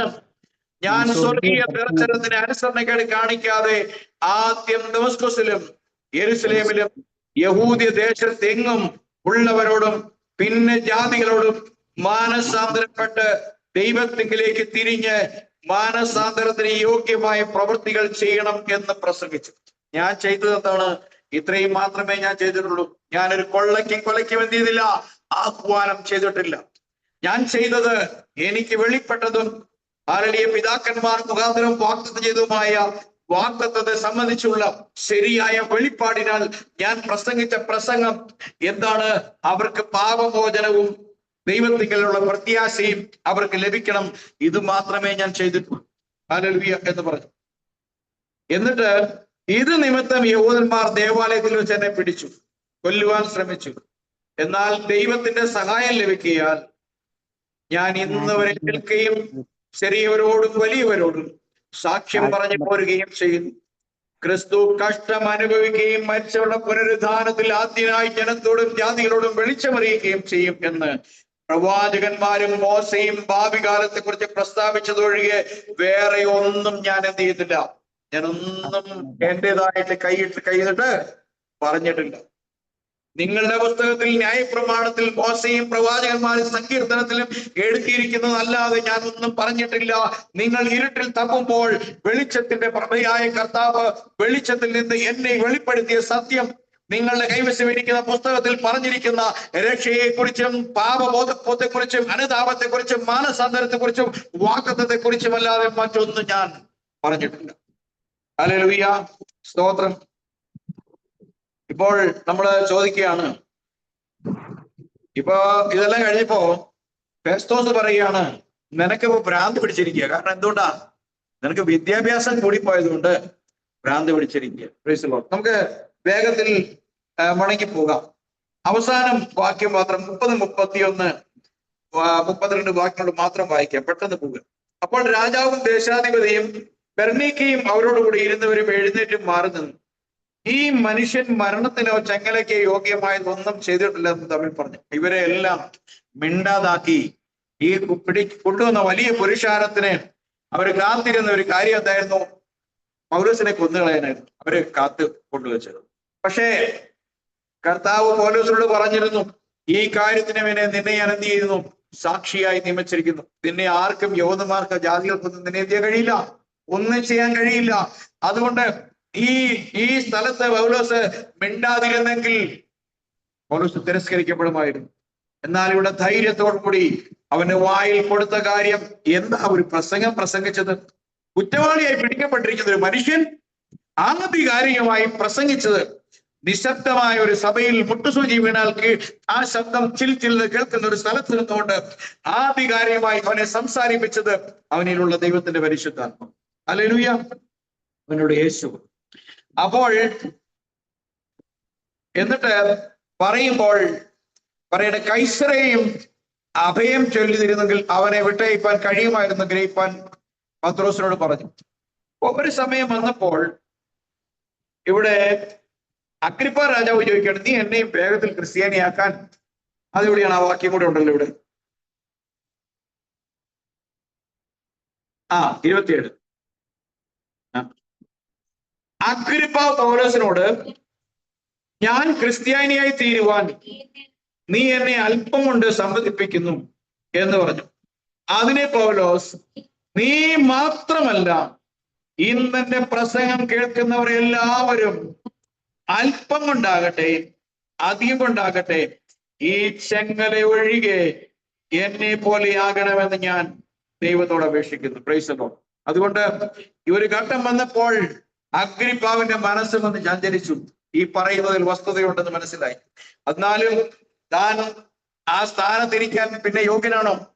യഹൂദന്മാരുടെ രാജാവ് എന്നുള്ള നിലയിൽ അവിടെ ഇരിക്കാൻ യോഗ്യനല്ല. തന്റെ അധികാരവും എല്ലാ കാര്യങ്ങളും ഓർത്തപ്പോഴും അവന്റെ മനസ്സിൽ വെളിപ്പെട്ട സത്യത്തിനോട് കൂറ് പുലർത്തിക്കൊണ്ട് ചോദിച്ചു, ഇങ്ങനെയൊക്കെ പറഞ്ഞ് പെട്ടെന്ന് നീ എന്നെയും കൂടെ ക്രിസ്ത്യാനിയാക്കാനുള്ള പുറപ്പാടാണോ നീ ചോദിച്ചപ്പോൾ പൗലോസ് പറയുകയാണ്, ഈ ചെങ്ങലയൊഴികെ എന്നെ കേൾക്കുന്ന എല്ലാവരും എന്നെ പോലെ ഒരു മാനസാന്തരത്തിലേക്കും ഒരു അനുതാപത്തിലേക്കും ഒരു പാപബോധത്തിലേക്കും പശ്ചാത്താപത്തിലേക്കും മടങ്ങി വന്ന് ജീവനുള്ള ദൈവത്തിലേക്ക് തിരിയണമെന്നാണ് എന്റെ ആഗ്രഹം എന്ന് പറഞ്ഞു. Price the Lord. ദൈവത്തിന്റെ പരിശുദ്ധമായ നാമം വാഴ്ത്തപ്പെടുമാറാകട്ടെ. അതുകൊണ്ട് വിശുദ്ധ ആരാധന സംബന്ധിച്ചുള്ള ആരളിയ പ്രവൃത്തികളുടെ പുസ്തകത്തിനെ ആധാരമാക്കിക്കൊണ്ട് ആരാധന സംബന്ധിച്ച വിഷയങ്ങളിൽ കൂടെ ആണ് നാം ദൈവസന്നിധിയിൽ ഇത്രത്തോളം സമയമായിരുന്നു. ദൈവത്തിന്റെ പരിശുദ്ധാത്മാവ് നമ്മെ നടത്തി നാം കേട്ട വചനത്തെ ഹൃദയത്തിൽ ഗ്രഹിച്ചുകൊള്ളുവാനും സത്യത്തിന് സാക്ഷ്യം വഹിക്കേണ്ട ഇടങ്ങളിൽ പൗലോസ് നേരിട്ട പോലുള്ള കാര്യങ്ങളൊന്നും സത്യത്തിന് വേണ്ടി സാക്ഷിയാകേണ്ടി വന്ന സ്ഥലങ്ങൾ നമുക്കുണ്ടായിട്ടില്ല. നിസ്സാരമായി അവഗണിച്ചു കളയാവുന്ന സ്ഥലത്ത് പലപ്പോഴും നമ്മൾ കുഞ്ഞയും കൂസലും കാണിച്ചിട്ടുണ്ട്. ഹല്ലേലൂയ. നമ്മുടെ വിശ്വാസം പലപ്പോഴും വിശ്വാസം തിരസ്കരിച്ചു കളഞ്ഞവരുടെ ഇടയിൽ പലപ്പോഴും നമ്മൾ പല കാര്യത്തിലും സന്ധി ചെയ്തിട്ടുണ്ട്. ഇങ്ങനെ സന്ധി ചെയ്യുന്നവർ ക്രിസ്ത്യാനിയാണ്. നമ്മുടെ ജീവിതത്തിൽ വീഴ്ചകൾ ഉണ്ടായിട്ടുണ്ട്. പലപ്പോഴും സന്ധി ചെയ്തിട്ടുണ്ട്.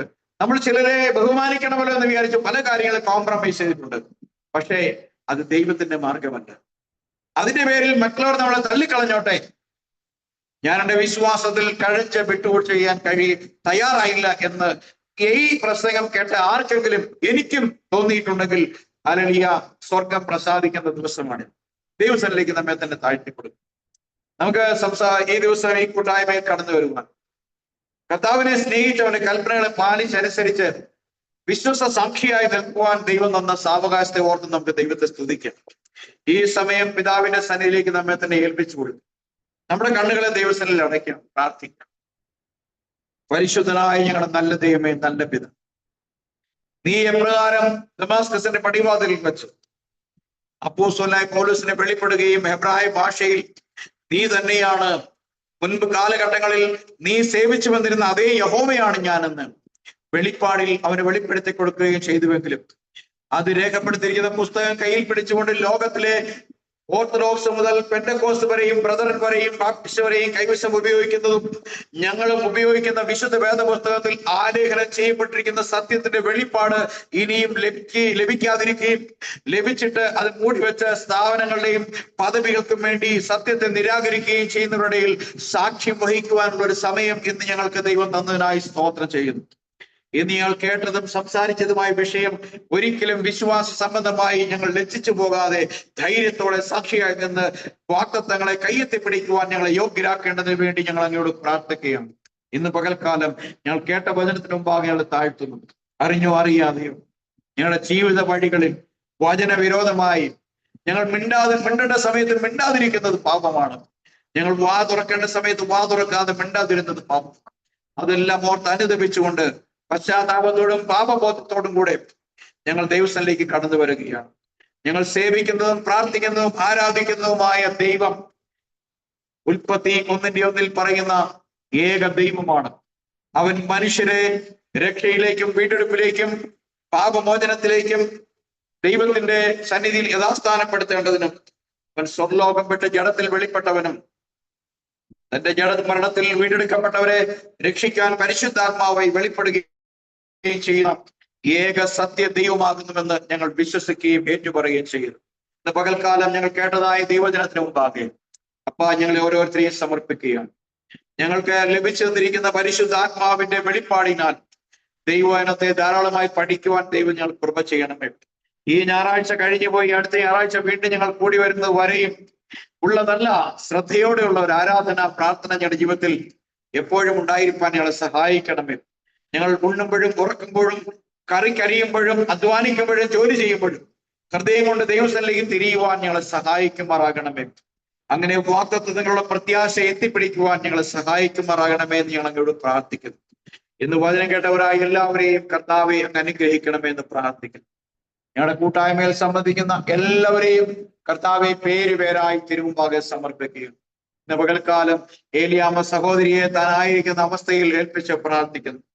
തന്റെ ദാസിയെ കർത്താവെ അവളുടെ ഹൃദയത്തിന്റെ ആലോചനകളെ കേട്ട് മനസ്സിന്റെ ഭാരങ്ങളെ അറിയുന്ന ദൈവം തക്ക പ്രതിഫലം ആരോഗ്യവും ബലവും സമ്പത്തും ഐശ്വര്യങ്ങളും നൽകി മാനിക്കണം.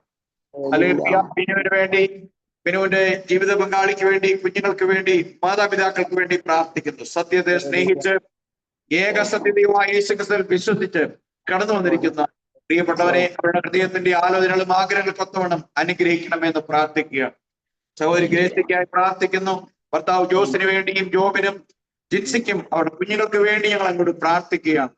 സഹോദരിയുടെ ശാരീരികമായ സൗഖ്യത്തിന് വേണ്ടി, കുടുംബത്തിലെ സമാധാനത്തിന് വേണ്ടി, അനുഗ്രഹത്തിന് വേണ്ടി കർത്താവെ ഹൃദയത്തിന്റെ ആലോചനയെ കേട്ട് അനുഗ്രഹിക്കുമാറാകണമേ. ഹല്ലേലൂയ.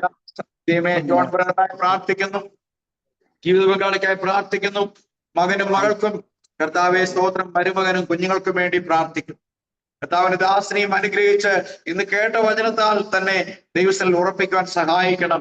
എല്ലാ നന്മകളാലും നിറയ്ക്കണമേ. സഹോദരി ലിപിക്കായി പ്രാർത്ഥിക്കുന്നു. ഭർത്താവിന്റെ രോഗാവസ്ഥയ്ക്ക് വേണ്ടി പ്രാർത്ഥിക്കുന്നു. ദൈവമേ നല്ല പ്രത്യാശ കൊടുക്കണമേ. നിരാശയിലും ദൈവമേ ദുഃഖത്തിലുമായിരിക്കുന്ന അവസ്ഥയിൽ നിന്ന് കർത്താവ് വിടുവിച്ച് പ്രത്യാശയോടെ ദൈവത്തേക്ക് നോക്കാൻ സഹായിക്കണം. കുഞ്ഞുങ്ങളെ ദൈവനെയും കുഞ്ഞുങ്ങളെയും സമർപ്പിച്ച് പ്രാർത്ഥിക്കുകയാണ്. അവരുടെ ആത്മീയവും ഭൗതികമായ ആവശ്യങ്ങളെ സ്വർഗത്തിലെ ദൈവം നിറവേറ്റി ബലവും സൗഖ്യവും നൽകണമേ. സജീവന് നല്ല വിദ്യാഭ്യാസവും നല്ല ജോലിയും നല്ല ഭാവിയും വിശ്വാസവും വിശുദ്ധിയും അവരുടെ കുടുംബത്തിൽ എല്ലാവർക്കും ദൈവസന്നിധിയിൽ ഉറച്ചു നിൽക്കുവാനുള്ള കൃപയും നൽകണമേ എന്ന് പ്രാർത്ഥിക്കുന്നു. പിതാവെ, സനീഷ് ബ്രദറിന് വേണ്ടി പ്രാർത്ഥിക്കുന്നു. കർത്താവിന്റെ ദാസനെ അനുഗ്രഹിക്കണമേ. കണ്ണൂരിന്റെ പ്രദേശങ്ങളിൽ വിശ്വസ്ത സാക്ഷിയായി നിലകൊള്ളുവാൻ സഹായിക്കണം. ഒരു നല്ല ജീവിത പങ്കാളിയെ കൊടുത്ത് അനുഗ്രഹിക്കണം. കർത്താവ് ദൈവമേ, തന്റെ മാതാവിനെയും പിതാവിനെയും സഹോദരനെയും ദൈവമേ മാതൃ സഹോദരിയെയും അവരുടെ കുടുംബത്തെയും അവരെ കുറിച്ചുള്ള മകന്റെ ആകുലതയും പ്രാർത്ഥനയും കേട്ട് അനുഗ്രഹിക്കണമേ. അതുപോലെ ശാരങ്കരൻ ബ്രദറിന് വേണ്ടി പ്രാർത്ഥിക്കുന്നു. കർത്താവെ, 3 ആഴ്ചയിലെ 3 ഡയാലിസിസ് 2ആയി കുറഞ്ഞു എന്ന് ഞാൻ കേട്ടു, അതായി ഓർക്കുന്നു. കർത്താവെ, അത് 2-ൽ നിന്ന് 1-ലേക്കും 1-ൽ നിന്ന് ദൈവമേ ആരോഗ്യമുള്ള ശരീരത്തിലേക്ക് കർത്താവിന്റെ ദാസനെ അനുഗ്രഹിക്കണമേ. തന്റെ ഭാര്യയും മക്കളെയും മരുമക്കളെയും സത്യവിശ്വാസത്തിലേക്ക് നടത്തുവാൻ ദൈവം തന്റെ ദാസന്റെ പ്രാർത്ഥനയ്ക്ക് ഉത്തരമായി അവരെ അനുഗ്രഹിക്കണമേ. ആരോഗ്യവും ബലവും സൗഖ്യവും സമാധാനവും സന്തോഷവും നല്ല പ്രത്യാശയും നൽകണമേ എന്ന് പ്രാർത്ഥിക്കും. സിജോയ്ക്കായി പ്രാർത്ഥിക്കുന്നു.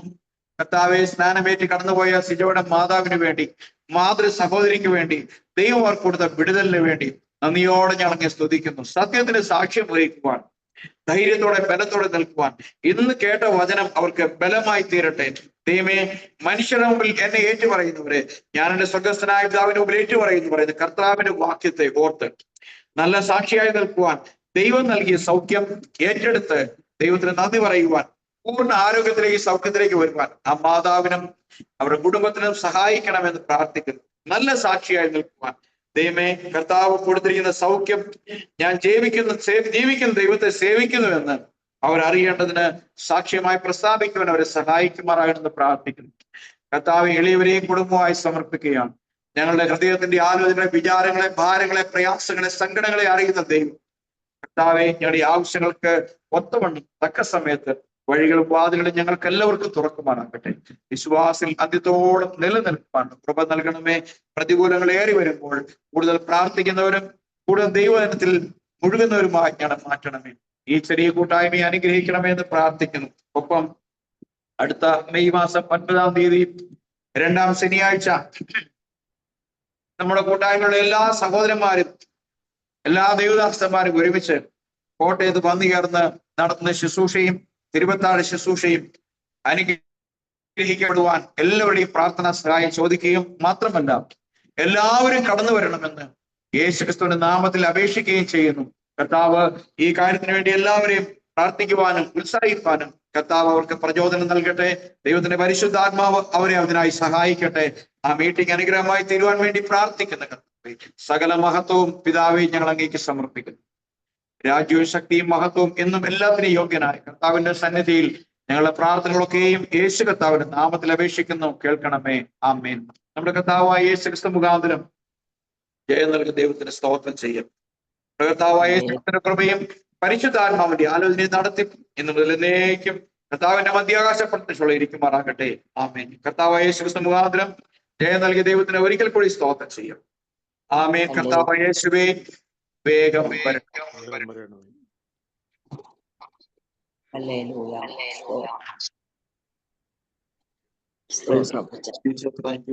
എല്ലാവർക്കും യേശുക്രിസ്തുവിന്റെ നാമത്തിൽ വന്ദനവും നമ്മയും അറിയിക്കുന്നു. കർത്താവ് എല്ലാവരെയും അനുഗ്രഹിക്കും.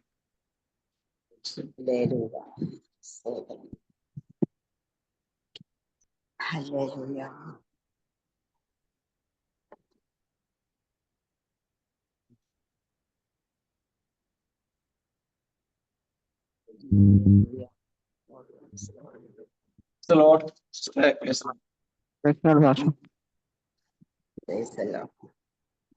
Praise Lord, Pastor.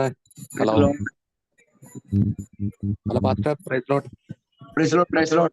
കേട്ടു.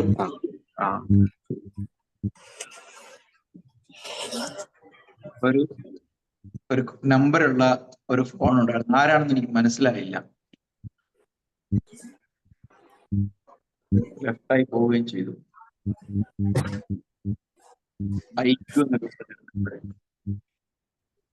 ലിമി sister, praise lord. Grace sister, John brother, Saneesh brother, ചാറിങ്ങൻ ബ്രദർ, ലിമി സിസ്റ്റർ, എല്ലാവർക്കും എല്ലാവരും അടുത്ത ശനിയാഴ്ച വരാൻ ശ്രമിക്കണം. കാരണം നമുക്ക് വല്ലപ്പോഴും ഒക്കെ ഇങ്ങനെ ഒരുമിച്ച് കൂടാനും ഒരുമിച്ച് ദൈവത്തെ ആരാധിക്കാനും കഴിയുള്ളൂ. ദൈവത്തിന്റെ പക്കൽ നിന്നും ഒരുപാട് നന്മകൾ, ഒരുപാട് ദൈവനിരത്താനുള്ള കാര്യങ്ങളൊക്കെ കിട്ടാനുള്ള ഒരു അവസരമാണ്. അത് നിങ്ങൾ പ്രയോജനപ്പെടുത്തണമെന്നും എല്ലാവരും ചേർന്നുള്ള ഒരു തിരുവത്താഴ ശുശ്രൂഷയിൽ പങ്കെടുക്കണമെന്നും എനിക്ക് അതിയായ ആഗ്രഹമുണ്ട്. ചില നിസ്സാരമായ കാര്യങ്ങൾക്ക് വേണ്ടിയാണ് പലപ്പോഴും നമ്മൾ ഇതൊക്കെ മാറ്റിവെക്കുന്നത്. നമ്മൾ ഏറ്റവും ഇമ്പമേറിയതും നമ്മൾ ഏറ്റവും പ്രാധാന്യത്തോടെ കാണേണ്ടതുമായ കാര്യങ്ങൾക്ക് നമ്മൾ മാറ്റം വരുത്താതെ അതിന് ഏറ്റവും പ്രാധാന്യം കൊടുക്കാൻ വല്ലപ്പോഴും ഒക്കെ മാത്രം ആണ്ടിലൊരിക്കലും ഒക്കെ സംഭവിക്കുന്ന ഈ കാര്യത്തിന് വേണ്ടി നിങ്ങൾ അല്പം പ്രയാസം സഹിച്ച് കടന്നു വരണം. അത് ദൈവസന്നിധിയിൽ പ്രസാദമാണെന്ന് കൂടി ഞാൻ ഓർമ്മപ്പെടുത്തുന്നു. കർത്താവ് എല്ലാവരെയും അനുഗ്രഹിക്കട്ടെ.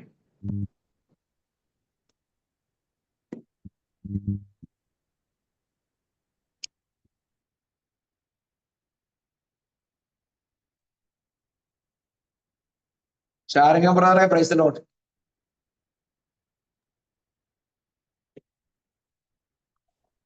സനീഷ് ബ്രദർ, ഷാരിംഗം ബ്രദർ ഉണ്ടോ?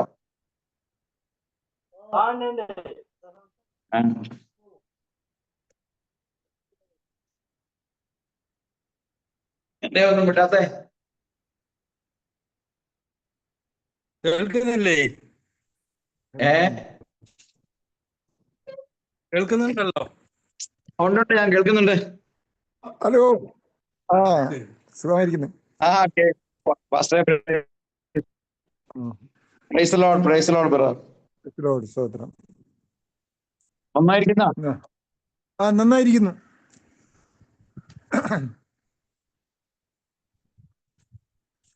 ഓക്കേ.